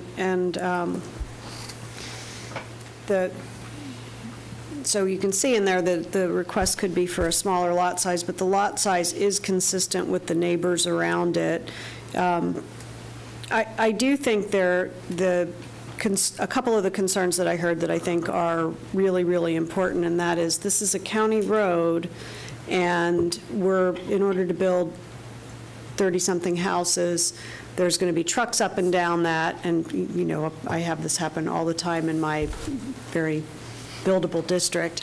That road is going to become potentially troublesome, and at which point would we be required to either resurface or rephase that road? I really do think that if we go down this path, that has to be in play for us because it will impact the road. And then the second piece that I heard, and I suspect this is going to be the same person answering this question, so I'll just address the second one to get on the record. What I heard was from one of the neighbors was that we saw water coming up at some point through the manhole covers. The pipeline is not big enough to handle what we have there now. My understanding is that in order to put this additional housing in, that pipeline would be rebuilt, which would also dig up the road. So I think the redo of the road is incumbent in here, but I just want to make sure it's not a portion of the road, not the road right in front of the house. I want real clarity around that. And I want confirmation that whatever is being done with regard to that pipe does fix the problem on the road that exists for the neighbors that are already there, in addition to accommodating the next neighborhood. Anyone want to address, from staff, want to address those comments from Commissioner Herr? I'll just add, if this gets approved and moved forward, once it goes, the next step, when it goes through the development review process, it would have to meet all county codes, which would take into account the utilities, the roads, and all of that. So there are still several hurdles that it would have to go through and approvals that it would have to have before they would be issued a permit. Commissioner Delory? Thank you, Madam Chair. Before I get started, I'd like to commend the residents. I think through this whole process, and we've been working on this for the past couple of years, that you've been very patient. You've also been very respectful. And we've also agreed to disagree. And I think you should all be commended for that. I also want to thank the applicant for their hard work in trying to make this work. In saying that, the piece of property that's existing in the staff's presentation, it says that there's the subject site is comprised of 6 undeveloped parcels. 5 of those parcels would qualify for a single-family residential permit, utilizing the access, which is the 15-foot ingress and egress known as Mustang Way.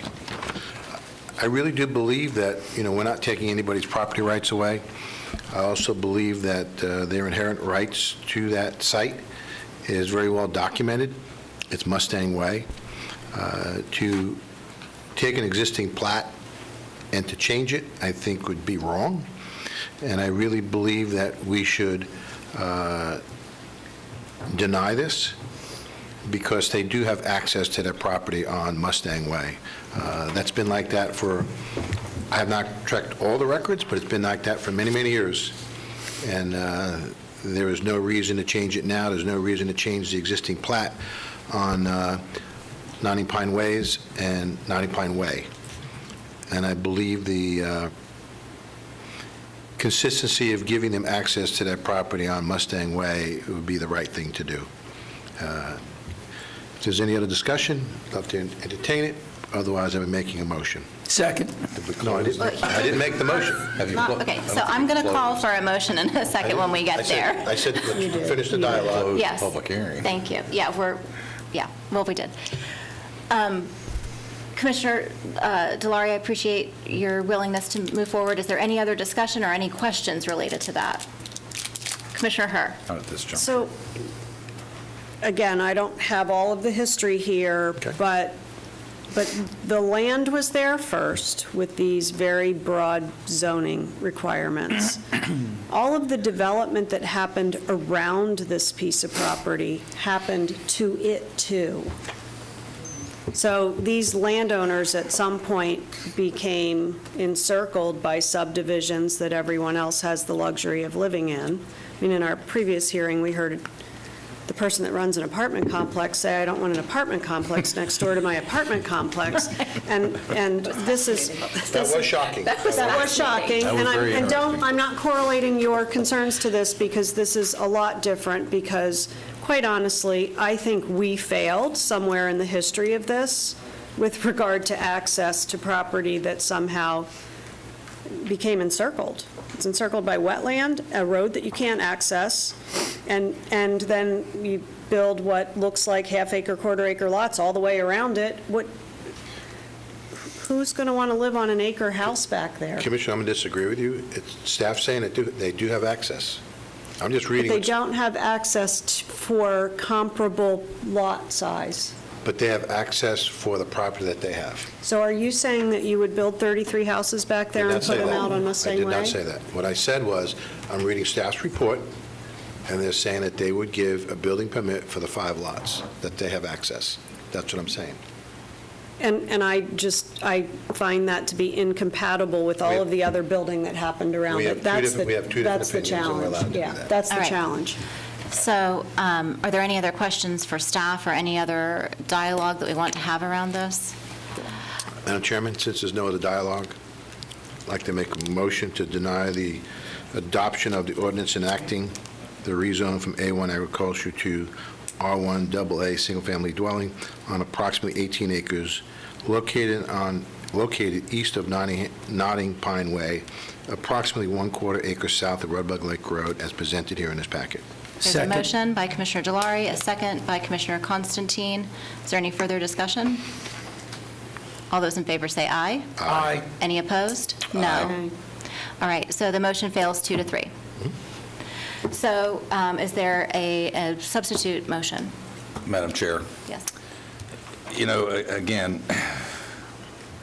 as well stated by many of us here, you know, the unfortunate thing, this is an emotional thing. This is a development that has been here 42-plus years. I know many of you have been around this area for quite some time, including Commissioner Constantine. I can recall as a high school student when this subdivision came out of the ground. And I had friends in that area that we used to be able to ride our horses back and forth. Can't do it anymore because now it's subdivisions. And so we talk about compatibility, but really what this really boils down to is they have the legal right to their future land use. They're not asking for a text amendment. They're not asking for a minor or major amendment. They've been encircled, they've been closed out, and this notion that as we move forward in time in this county, as infill occurs and redevelopment occurs, that we would never touch a plat. Well, that's been done numerous times in this county already in order to accommodate additional development or different development going from commercial to residential and back and forth. And so I get it, and nobody likes all that. We all want it to have what we have, but the reality is they have a legal right to develop their property under the county's plan, and that's all they're asking for. So with that said, Madam Chair, I will move to move a rezone from A1 agriculture to R1 AA for a single-family residential subdivision on approximately 18 acres located east of Notting Pines Way, approximately 1/4 mile south of Red Bug Lake Road. There's a motion by Commissioner Zembauer. Second. Second by Commissioner Herr. Is there discussion? Commissioner Constantine. Under debate, no one's denying that they have the opportunity to develop their property. I supported the denial because I felt that R1 AA was not the right zoning. If you look at what the Planning and Zoning Board did in denial, they also suggested that if you were going to develop this in any other thing, it would be RC1. I would just request that if you all want to go forward with this, that instead of zoning R1 AA, that you go with RC1. I think that gives more comfort to the people that live there. It would cause less stress on the roads. We're talking about at 33 units, we're talking about if it's the average of 10 units or 10 trips per day, take out the one house, that's 320 additional trips per day. Not the 66 cars, but we're talking about trips now. And I feel that this would be a much better way to develop that property. Nobody's taking away anybody's property rights. They have the opportunity to develop it, and it would be developed under the R1, under the low-density residential as RC1. So I'm asking the three members that have voted against Commissioner Delory's motion to reconsider the R1 AA and go with RC1. Was the motioner, what I would say, and I appreciate that, Commissioner, is if you want to be consistent with what's around it, this puts consistency in place. And the reality is they could ask for much more denser under the current future land use, and they're not. So the reality is this would put it in lockstep with what surrounds it currently. It's not going to be any bigger or any smaller to any extent than what already exists in that neighborhood. I can't sit here and speak why our Planning and Zoning Board did what they did, but our staff analysis has been consistent since day one. It's still consistent. And so, although I appreciate that, the motioner would not change the motion. Madam Chair? Commissioner Delary. Thank you. When people buy into a subdivision, they actually understand what the plat is and requirements of that plat. There's inherent understanding of what that future development is. To actually change the plat of Notting Pine, I think is wrong. We've changed plats before, but not to this extent. And I think that you're doing, if we do this, we're setting a precedence that other subdivisions need to be concerned. Any other discussion? Commissioner Herr? Just for clarification's sake, the current land use allows 6 homes back there. That is correct. And there's currently how many acres? There's 18 acres. And so under Commissioner Constantine's suggestion, how many homes would be allowed? Under well, the problem still lies that under RC1, we still have the access issue. So without access, even a rezone to RC1 would not allow for any future development. So it's, I guess, what is the term, red herring?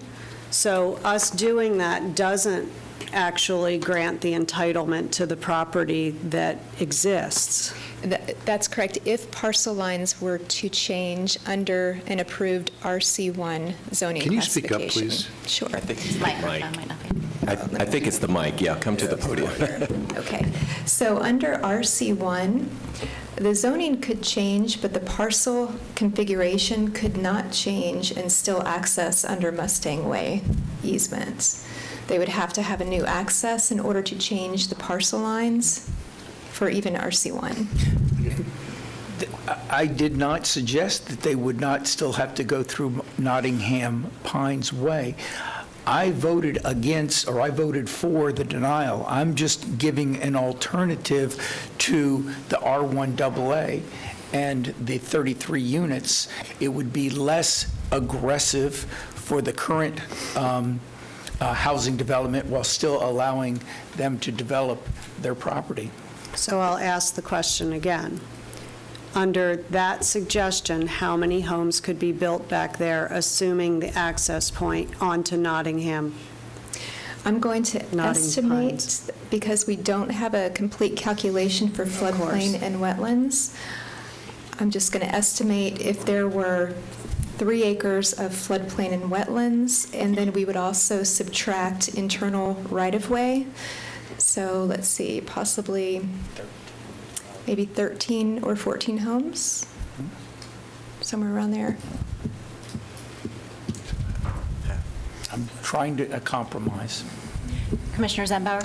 And I would point out, and this may be a question for civil engineer, is this is what's being requested. There's no guarantee they can build 33 homes until they do their civil engineering, until they go through St. John's Water Management, until they meet all the other criteria from the other governmental bodies.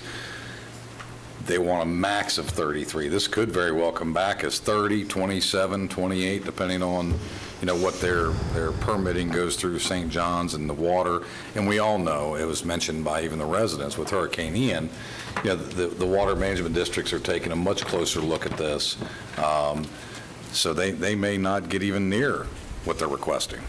This is just the first step. It has to come back to us again for reconsideration on the final plat. Chairman? Yes. The challenge that I'm having is that you're restricting this landowner to less than half. So I'm by eyeball on a very small screen counting up the number of lots next to it, which is about half of the width of the lot. The property that we have here, there's wetlands there too. You're just holding it to a different standard. So I would concur with the motioner that I find under the findings of law, which I'm supposed to be abiding, that I concur with the motion still. So what I'm hearing, I think what I'm hearing is the main objection from the nearby residents is the access to the property. And if there was any way to have Mustang Way or some other creative, which I believe has already been explored extensively from the briefings that I've been a part of, I don't see how changing the applicant's request for zoning of R1AA to anything else changes what the main objection is. So there's a motion and a second. All those in favor say aye. Aye. Any opposed? Opposed. Motion passes 3-2. Thank you. And can I just add that I don't know how we got here, but can we never do that again? Just Many with years. this massive piece of land in the middle of subdivisions all the way around it with no consideration for the road.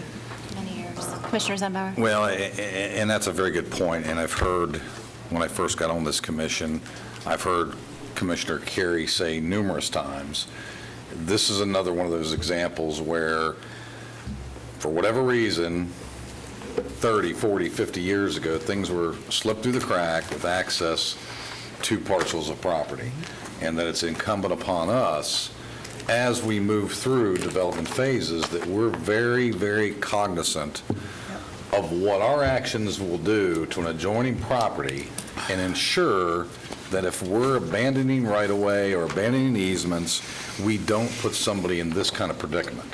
Because at the end of the day, that's ultimately what happened here. It was activity from this elected board, not this particular one, but previous ones, with guidance from staff, that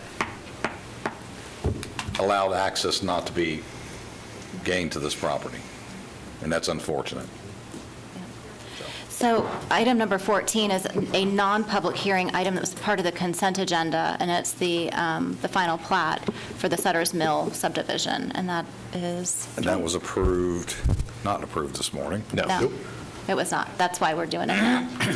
Yes, so this is a request for approval of the final plat for Lot 16, Sutter's Mill Unit 2 subdivision containing an access road on .26 acres, zoned R1AA, located on the east side of Notting Pines Way, a quarter mile south of Red Bug Lake Road.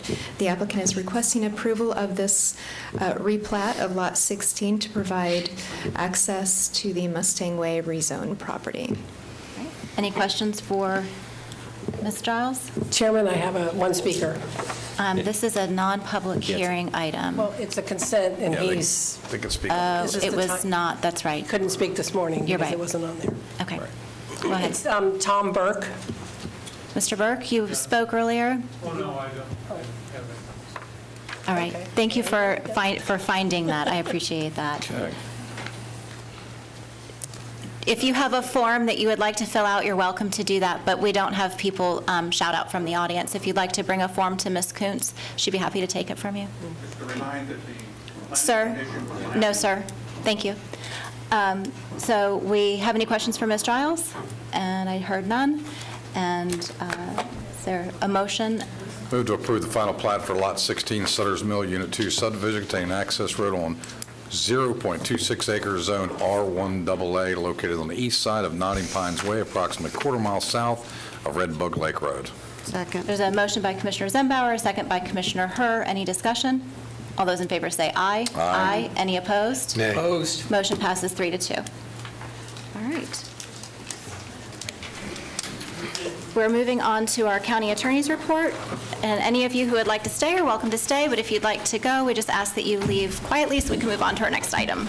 Madam Chair, can we just? Yes. Maybe 5. Let's wait just a moment, I think.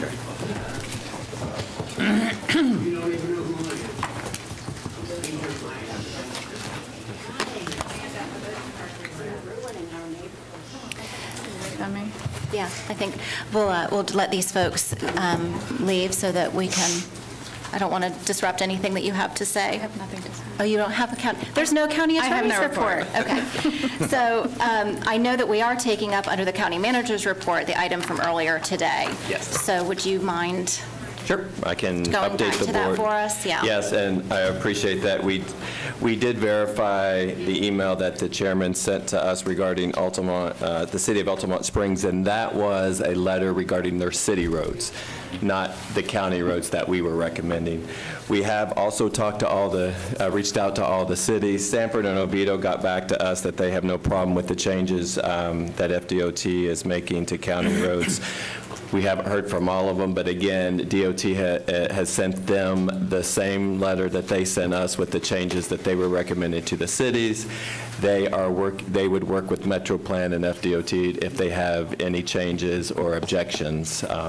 So our staff has no objections with the changes that are being proposed for Seminole County roads, so therefore, staff is recommending approval to the changes that were presented this morning, and then if you all approve those, we will forward those to Metro Plan. Yeah, Commissioner Constantine. I was just going to make a motion. Okay. Any questions? Second. Motion by Commissioner Constantine, second by Commissioner Zembauer. All those in favor say aye. Aye. Any opposed? Nay. Motion passes 4-1. And just the last thing I have is that I was accepted into Leadership Seminole, and I started orientation last Thursday. I sweated all day Friday at the Girl Scout camp. I can't pronounce it. McCowie, thank you. And I'm looking forward to that journey this year. So just wanted to update the board on that. And I heard the vote to accept you was very close. It was. No, I'm excited. Wanted to learn the community, but then to the nonprofits and the local businesses too. So I'm looking forward to that experience. Thank you very much. Do you have anything else? Yep. So we can, if you would like, take a quick break before our district commissioner reports, or we can power through. That is, I'm going to leave that to the board. What do you prefer? I'll try to go through. If I have to break, I'll break. If anybody needs to, if you got to go, you got to go. So district commissioner report, starting with District 2. Oh, how convenient. That way you can go. Just want to make sure everybody did receive a copy of Senator Rubio's letter to EPA, and I've been assured by his office he'll be following up with them to ensure we get some kind of response to the chairman's letter that we sent from this board. I also moved for a letter and resolution of appreciation to Mark Wesson, who served on the contractor board as a mechanical contractor for many years. Mark has moved out of the county, so he must relinquish his seat. All right. I would also like to appoint in replacement, Mr. Joe Strada of Strada Service to replace the seat held by Mr. Wesson until December 2023, when his seat then rotates to District 3. MPO, we covered that, I think, pretty much already today, and you'll get staff briefings on that. I'm sorry, medical examiners. Nothing on MPO. I think we covered that as well today. So outside of that, I do want to thank everybody for us getting through this new movement with our new county manager and now our new county attorney. I think and trust we're all experiencing a lot of good things happening. So just wanted to put a shout out to that. So thank you all. Would you like to put your motion out for the appointments? So moved. So Commissioner Zembauer motions, Commissioner Constantine seconds. The order in which we do things here really doesn't matter. All those in favor say aye. Aye. Any opposed? Yes, Ms. Guevara. Especially late in the day. I just want to make sure the motion includes the resolution appreciation. Yes. Yes, the resolution and the replacement of Mr. Strada. Yes. Great, thank you. That was a unanimous yes for Commissioner Zembauer's motions. All right, next we have District 3. Thank you, and so we can do it in the right order. I will request a motion that I will make a motion to thank Mr. William Wills, who served in the Park and Preservation Advisory Committee, I believe, now for 9 years. So make a motion of appreciation, and in the same motion, make a motion to appoint Ms. Jeannie Ellison to replace him. Second. Motion by Commissioner Constantine, second by Commissioner Zembauer. All those in favor say aye. Aye. Any opposed? Motion passes unanimously. Thank you. Also, I just wanted to congratulate, since we have a number of great charity organizations in this county, one of which that we have supported. The Sharing Center had their Share the Light Gala this past week that I believe I saw Commissioner Delory also.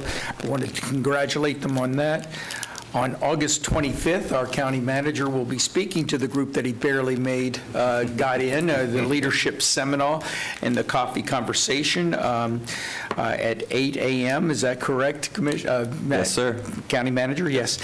And then on the 29th through the 31st of August, I will be attending the Opioid Solutions Leadership Network Exchange for NACO.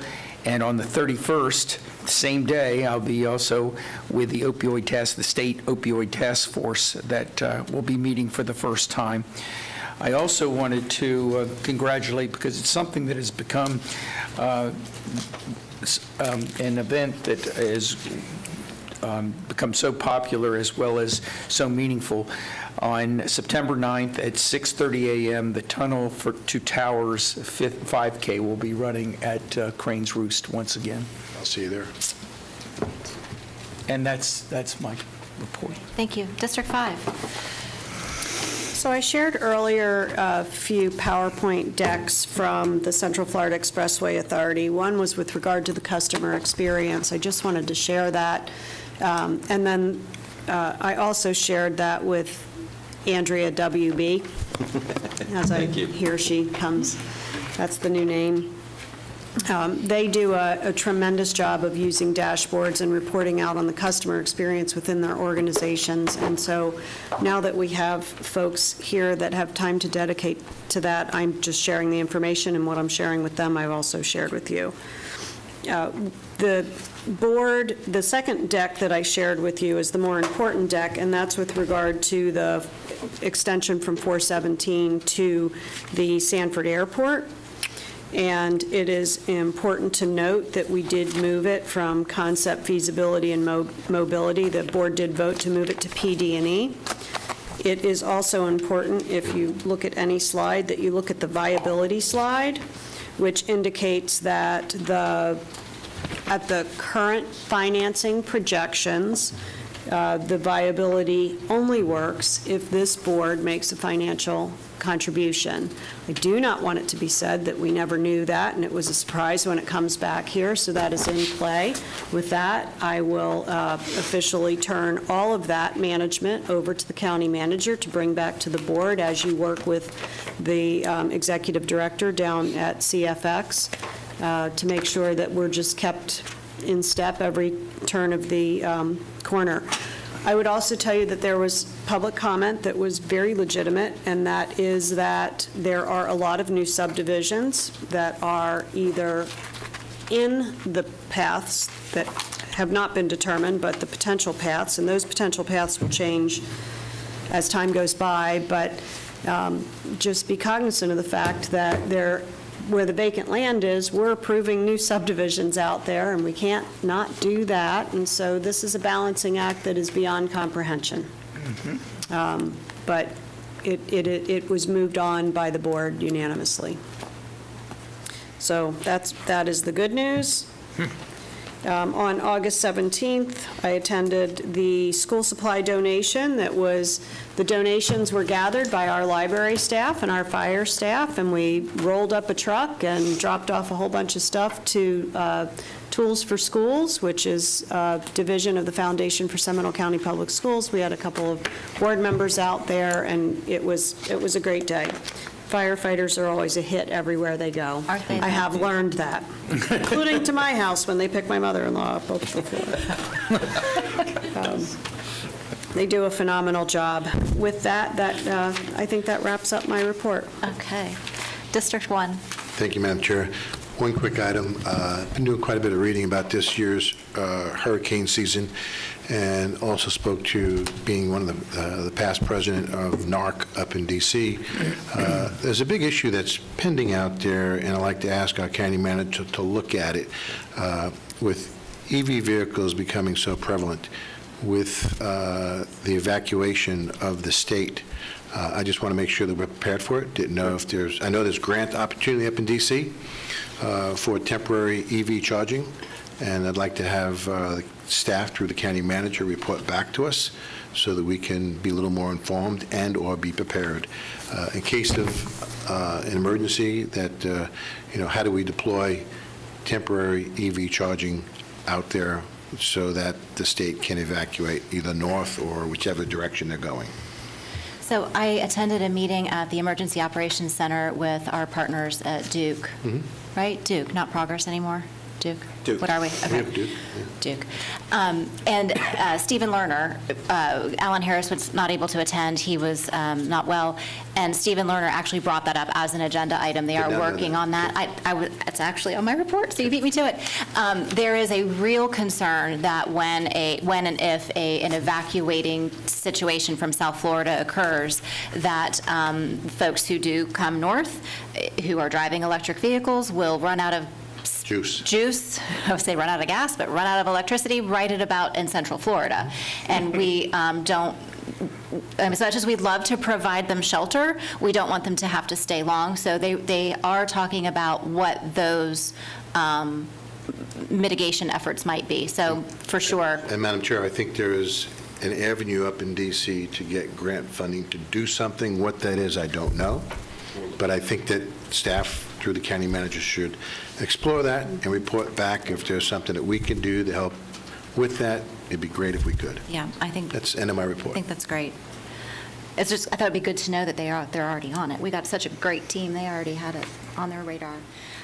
So the agenda has 2, 3, 5, 1, 2, and 4. I got So two Commissioner shots this Zembar, you want to go time, again? Madam Chair. I know. I got 2 licks at the lollipop today. Yeah? All things are good. Okay. So, I move not to do that. Second. so I've got a couple items for my district report, and then a couple things I want to address from the chairman's report. Took a field trip to Dave's Hot Chicken. There's already one in Altamont Springs, but this new store just opened in Lake Mary, and I will tell you, Dave's Hot Chicken is hot. Even the medium was hot. It was delicious. I highly recommend the macaroni and cheese. So welcome to Scott Strom and his team for opening up that new location. I had a meeting with Gabby Milch from the Seminole Soil and Water Conservation District. They are still incredibly engaged and wanting to offer all hands on deck with education, particularly around private wells. And so I know Darren and his team are going to be talking with them about ways that we can continue to incorporate them and make sure that we're utilizing every available resource that we have to continue to communicate. I had an opportunity to go down to the Brightline station and talk with the folks down there, Christine Kiefover, and just all of the elements and opportunities that are there with Brightline. They have done an amazing job, and I know that so many of us are excited about that service beginning. Did a little video for the Orlando Economic Partnership talking about why Orlando is such a great place and why Seminole County is excited to be a part of the Orlando region and why we were great for economic development and all the other things that they told me to say in the video. And it was great. Thank you to our SGTV team for putting that together. The two things that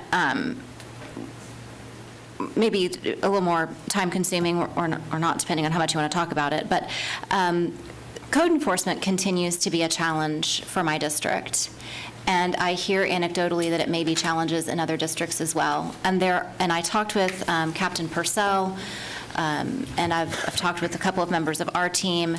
We are it's like an octopus because we've got different agencies and different departments handling different types of code violations. And I have a situation in my district right now where there's an animal issue. So we've got animal services involved. There is a building structure permit issue, so the building department is involved. There's trash and debris and other various and sundry things that the sheriff's office is involved in. And the building department issues go to a special magistrate. The other code issues go to the code board. And all the while, the offender, the property owner, is having to go to all these different, and I just feel like in all of that, not only are we doing our citizens a disservice, but this cannot be working for our teams. So would the board be interested in having our staff work with the sheriff's office and perhaps bring back for a work session or some type of discussion so that we can give direction on if there are things that need to change in the way that we handle things? I feel like I feel like we're a mess. Commissioner Herr? Yes. Okay.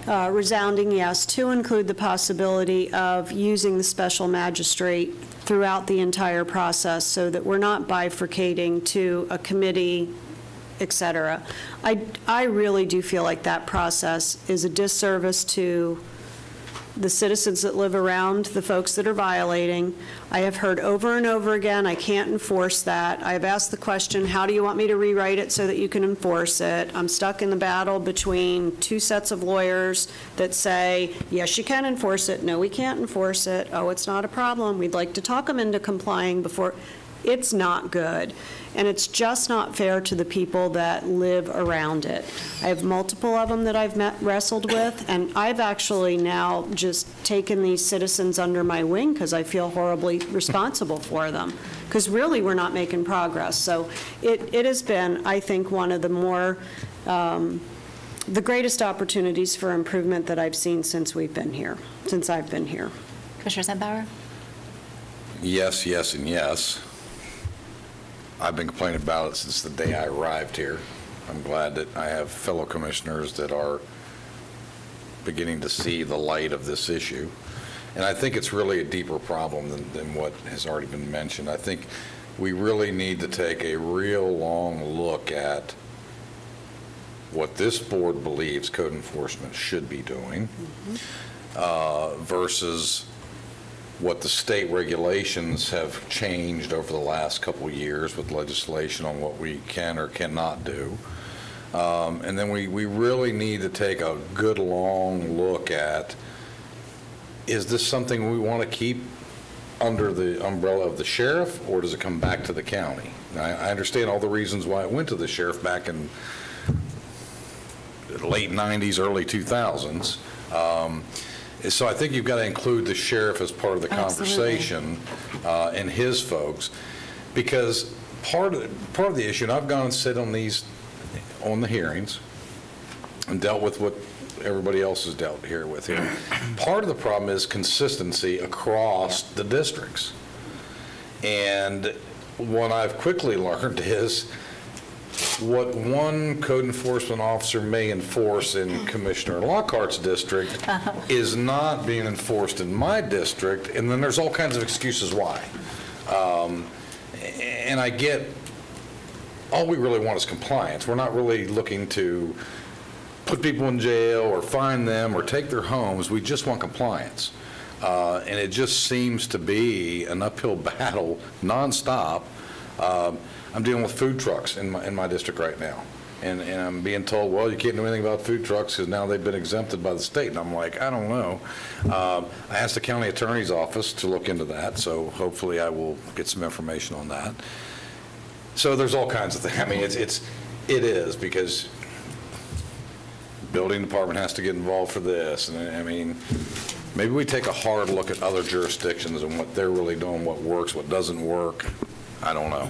It's mind-boggling. Commissioner Constantine? You know, it's interesting because I can recall when I first got here, Commissioner DeLore was complaining about it. I know I have. Now we hear Commissioner Zimbauer, Commissioner Lockhart. I mean, we all, there's got to be a better way. And, you know, with the brilliant mind down there at the end and his staff, I think we'll let them come back with some recommendations. I've served in different jurisdictions where it was a lot simpler. And I've got an issue in my district right now that has gone on, and they have used every opportunity to bypass the whole process so that the other neighbors are just furious. And they can't do anything, and it's at least 9 months has been going on. So there's got to be a different, now I'm just going to say this, other jurisdictions do it differently, and let's at least see if there's other opportunities. Done. We got 4, do we have 5? There's no reason why we shouldn't research it. Okay, so I think there's consensus from the Good board. job, Fantastic. And then the last thing, I want to update you all on from the chairman's perspective is we had a conversation about the canvassing board here publicly many, many months ago. I worked with the chief judge, at the time was Jessica Rexedler, and worked with the county attorney's office, and sent a letter, a message to the judge. The judge wrote the letter. Everything was done the way that we believe we were advised by legal to do it. And we have some folks in the community who are not happy with the decisions that were made, including the fact that one of us has chosen not to serve on the canvassing board. And so I realized I did not come back to you publicly and tell you that my decision was to not serve on the canvassing board for a variety of reasons. I really was considering doing it, but it would preclude, as you all know, me from being involved in any one who's on the ballot, but also any initiatives. And not knowing what may be coming down the pike in terms of petition drives and people in the community who may want to put something on the ballot in '24, I felt like I needed to be able to do my job as a commissioner and not hamstring myself on the canvassing board. So, And you're on the cusp of the charter review. and we're on the, right, exactly. So I, with the county manager's permission, appointed Tricia Johnson to serve as my representative on the canvassing board. And Tricia actually said, thank you, right? She didn't say, I'll find your tires. She was excited. She was excited. So the thought process is that we would still have someone who is very incredibly capable and reliable and an arm of Seminole County government represented on that board. The other appointment is a member of the state attorney's office. So I thought that might not be a bad idea to just go ahead and have someone from the state attorney's office on the board. And I did reappoint with the permission and blessing of the supervisor of elections, Manaz Manikia, to serve again on the canvassing board. She is a longtime member of this community who volunteers in many different capacities, and she was willing to do it again, despite some of the troubles and things that she encountered the last time. She felt like it was her civic duty to continue to serve in that capacity if I was willing to reappoint her. So the judge appointed her person and an alternate, and so that was all sent to your offices. I believe there was a letter that was sent, but I didn't bring it back to you publicly, and I feel badly that I did not do that. So it was not something that this board votes on. It's right, Paul? Head nod. So if you hear rumblings in the community, that was my decision, and I think we have a meeting set up with some of the community members who have concerns so that we can sit down and go through the statute and share with them why we feel it was done appropriately. Okay. So that is that item. And Madam Chair? Yes. I'll be sharing my file with the county manager, since I was the chair last year, if you don't mind. Yes, I think that would be I'd rather do it that way. super appropriate. Yep. That's all I have for my district report and chairman's report. Do we have Commissioner Zembauer? Thank you, and I just wanted to make sure, I thought bringing up the code enforcement was great. I thought that might be under new business that we wanted to bring up or future agenda items, but regardless, because I didn't talk about something I need to talk about in my district report. Well, you had a second shot at it. I It know, went 2, but 3, 5, 1, 2. I was trying to be judicious and equal treatment under the law. I didn't want to take 2 shots, but a future agenda item, maybe. So earlier today, we had a discussion that I'm very uncomfortable with about, and this has been an ongoing problem, with how things are placed on our website for public and how the public gets access to that. I am not comfortable that we are changing documents a day ahead of a meeting for the public's intake. It may be 100% legal, it may be right, it may be defendable, but I think in all fairness, we've all talked about how we need to be as transparent as we possibly can.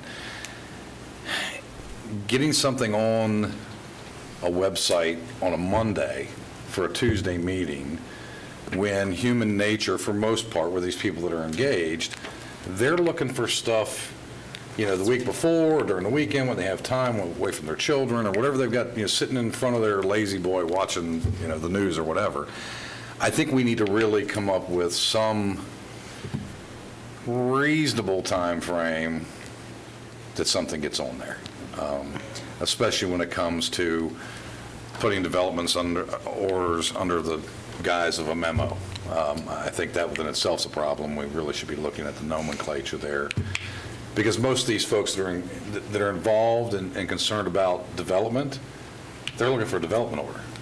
They're not looking all through all the memos, because sometimes we have memos that are 8 memos deep, which can be 20 pages long. So just a thought, I think we need to look at that. Outside of that, I think we're doing much better with things on the agenda from a time frame. So that's good. I'm still not comfortable having dialogue going back and forth 3 days before a hearing, but I'll put myself in the crosshairs to do that during the weekend if I must. But just a thought, and I don't know what y'all's thoughts are, but I'm just not comfortable. Yeah, we put that on the day before. Well, and I think what you're bringing up is something that we need to talk about. I don't know that that needs to be an agenda item that comes to the board, but certainly we can give direction to the county manager and the county attorney to look into that and come back with what you think is appropriate. Madam Chair? Yeah, I agree. Commissioner Delary. I agree with both you and Commissioner Zimbauer. That's the reason why I believe we had the policy that if the applicant wanted a continuance, it had to be 48 hours beforehand. And I'm glad that this board asked for the continuance and not the applicant. And I think that that was one way of being transparent with the citizens, because things were happening, the day before. And I think you're both spot on, and we just need to figure out what the right process is. Commissioner Hart.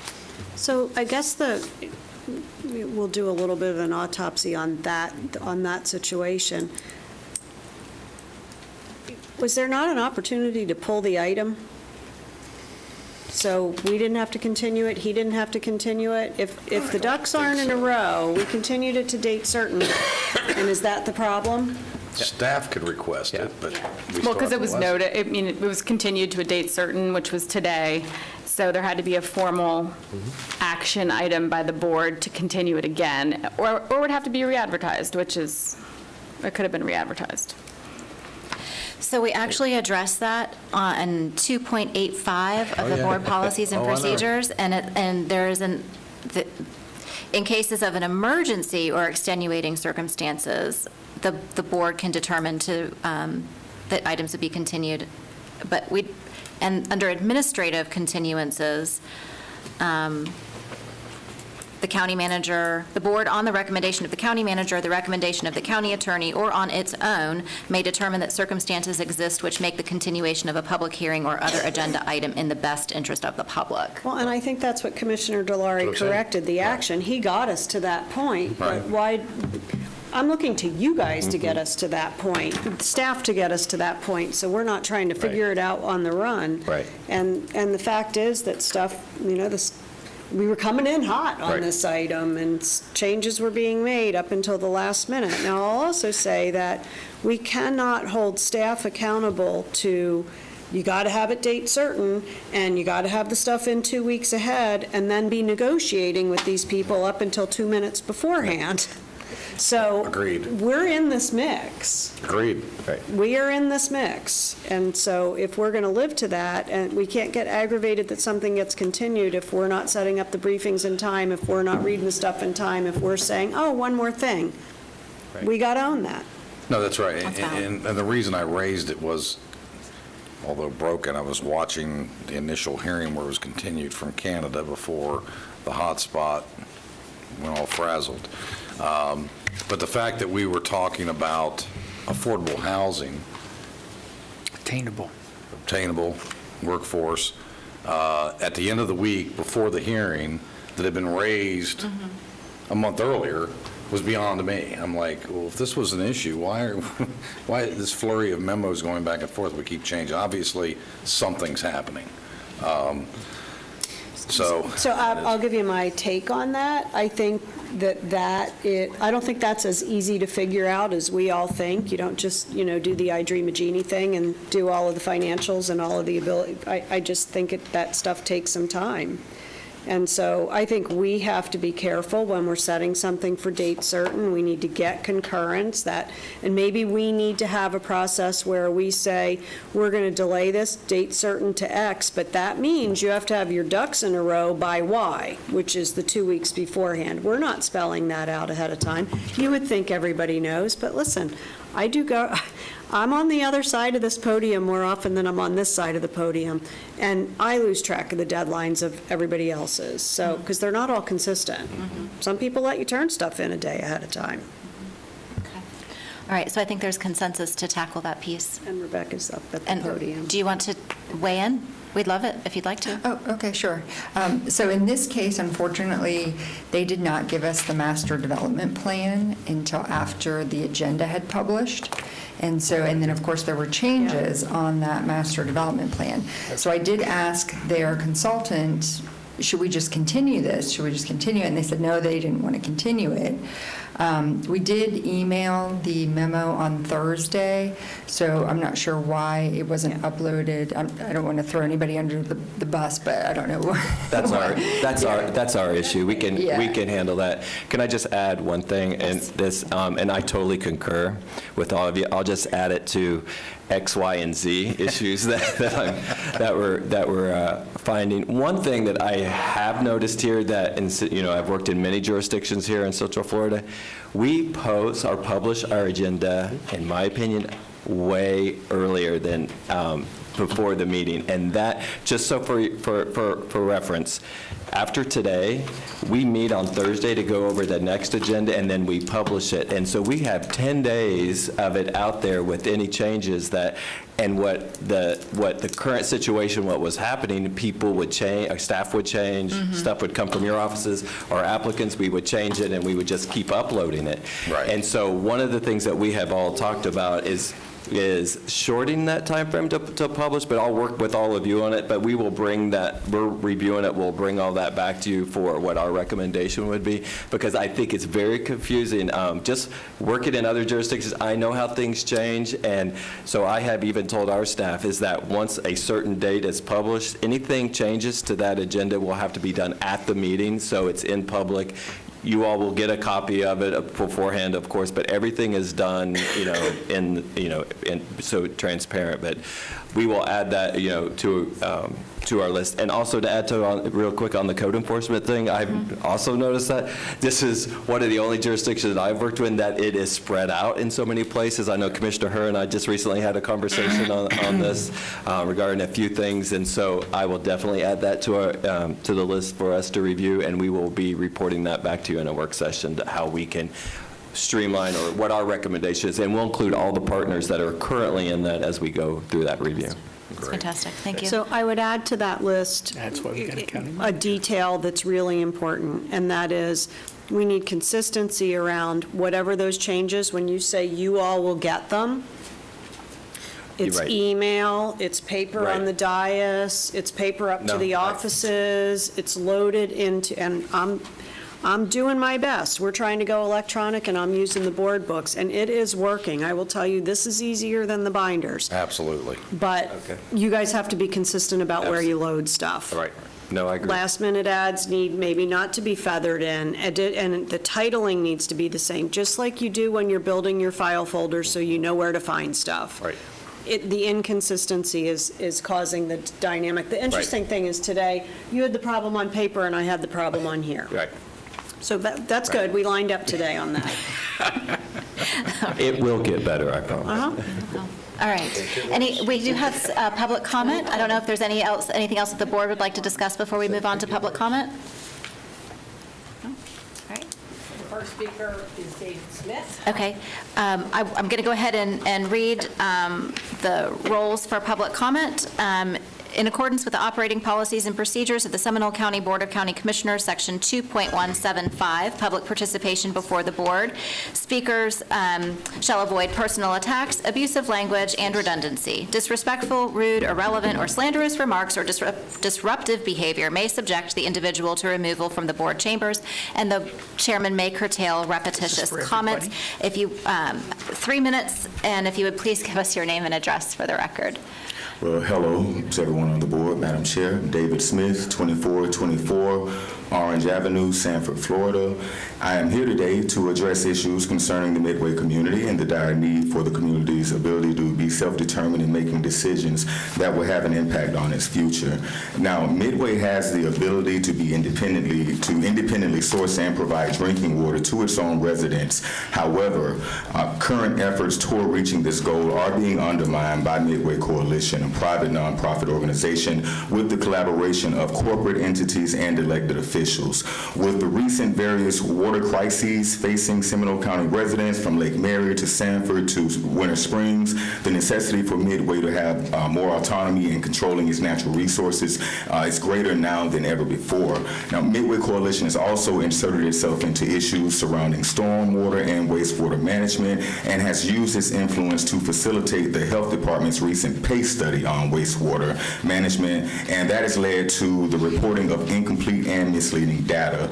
Midway Coalition's founder and president has a conflict of interest influencing his desire for Midway's conversion to sewage due to his connection to rental properties on septic systems that are not equipped for multifamily dwellings. It is unclear exactly who in county government even authorized such a survey, as it was completely unsolicited by the Midway residents. Neither the Health Department nor our actual own district commissioner has given any indication that they, actually approved or asked for this activity to be conducted or that it was at their request. This same nonprofit organization is also exercising an unconstitutional level of collusion with elected officials in the county, including Seminole County Sheriff's Office and Seminole County School Board, to undermine the community's voice in regards to the sex offender code that affects the community of Midway. I am asking our BOCC to do the following. 1, provide more direct support to the Midway Canaan Community Water Association as the official entity recognized by the residents of Midway and the state of Florida in regards to its efforts toward complete autonomy and exercising of water rights. Refer to the more comprehensive sewage versus septic study conducted by MCCWA in 2018 for insight on the will and wishes of Midway around issues, as well as exploring ecologically effective alternatives to waste and stormwater management. 3, revisit the 2020 Midway Basin Study in the interest of finding solutions that are best for stormwater management without regard to the interest of private developers, which means considering a building moratorium for the area until we have a conclusive evidence as to what the long-term effects of such activity will have on Midway, as opposed to building more stormwater infrastructure management just to offset flooding due to overdevelopment. And finally, 4, redo the sex offender codes to protect our children and those most vulnerable from pedophiles and sexual predators. Thank you. Well timed.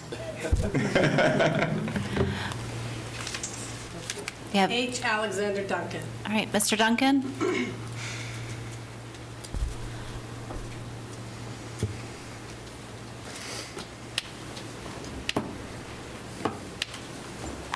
H. Alexander Duncan, P.O. Box 620092, Oviedo, Florida. Big props to Attorney Applegate. He retired. You gotta hit my timer. Thank you, He H. retired. Big shout out to Donna Walsh. She retired, and she was like, that was the last lady my mom hired before she retired from the health department. So big shout out to her. Big shout out to you guys doing a Constitution all week. You guys, I do my Central Florida Constitution Day every year, so big shout out to Commissioner Constantine for taking part quite a few times. I'll bring this up later, but just to give you guys, I'm gonna really be looking at this CDBG funding because people have been hitting me up about some conflicts between you and the city of Sanford. And I never see the money go to black people anyway, even though it's supposed to. I just never see it in their communities. I want an update on the sex offenders. That's code 2005-41. It's like I don't hear about it if I don't bring it up. I think you guys should fund Seminole Soil and Water Conservation District. The county commission used to fund it up to like 2006 or something. I think that would be cool.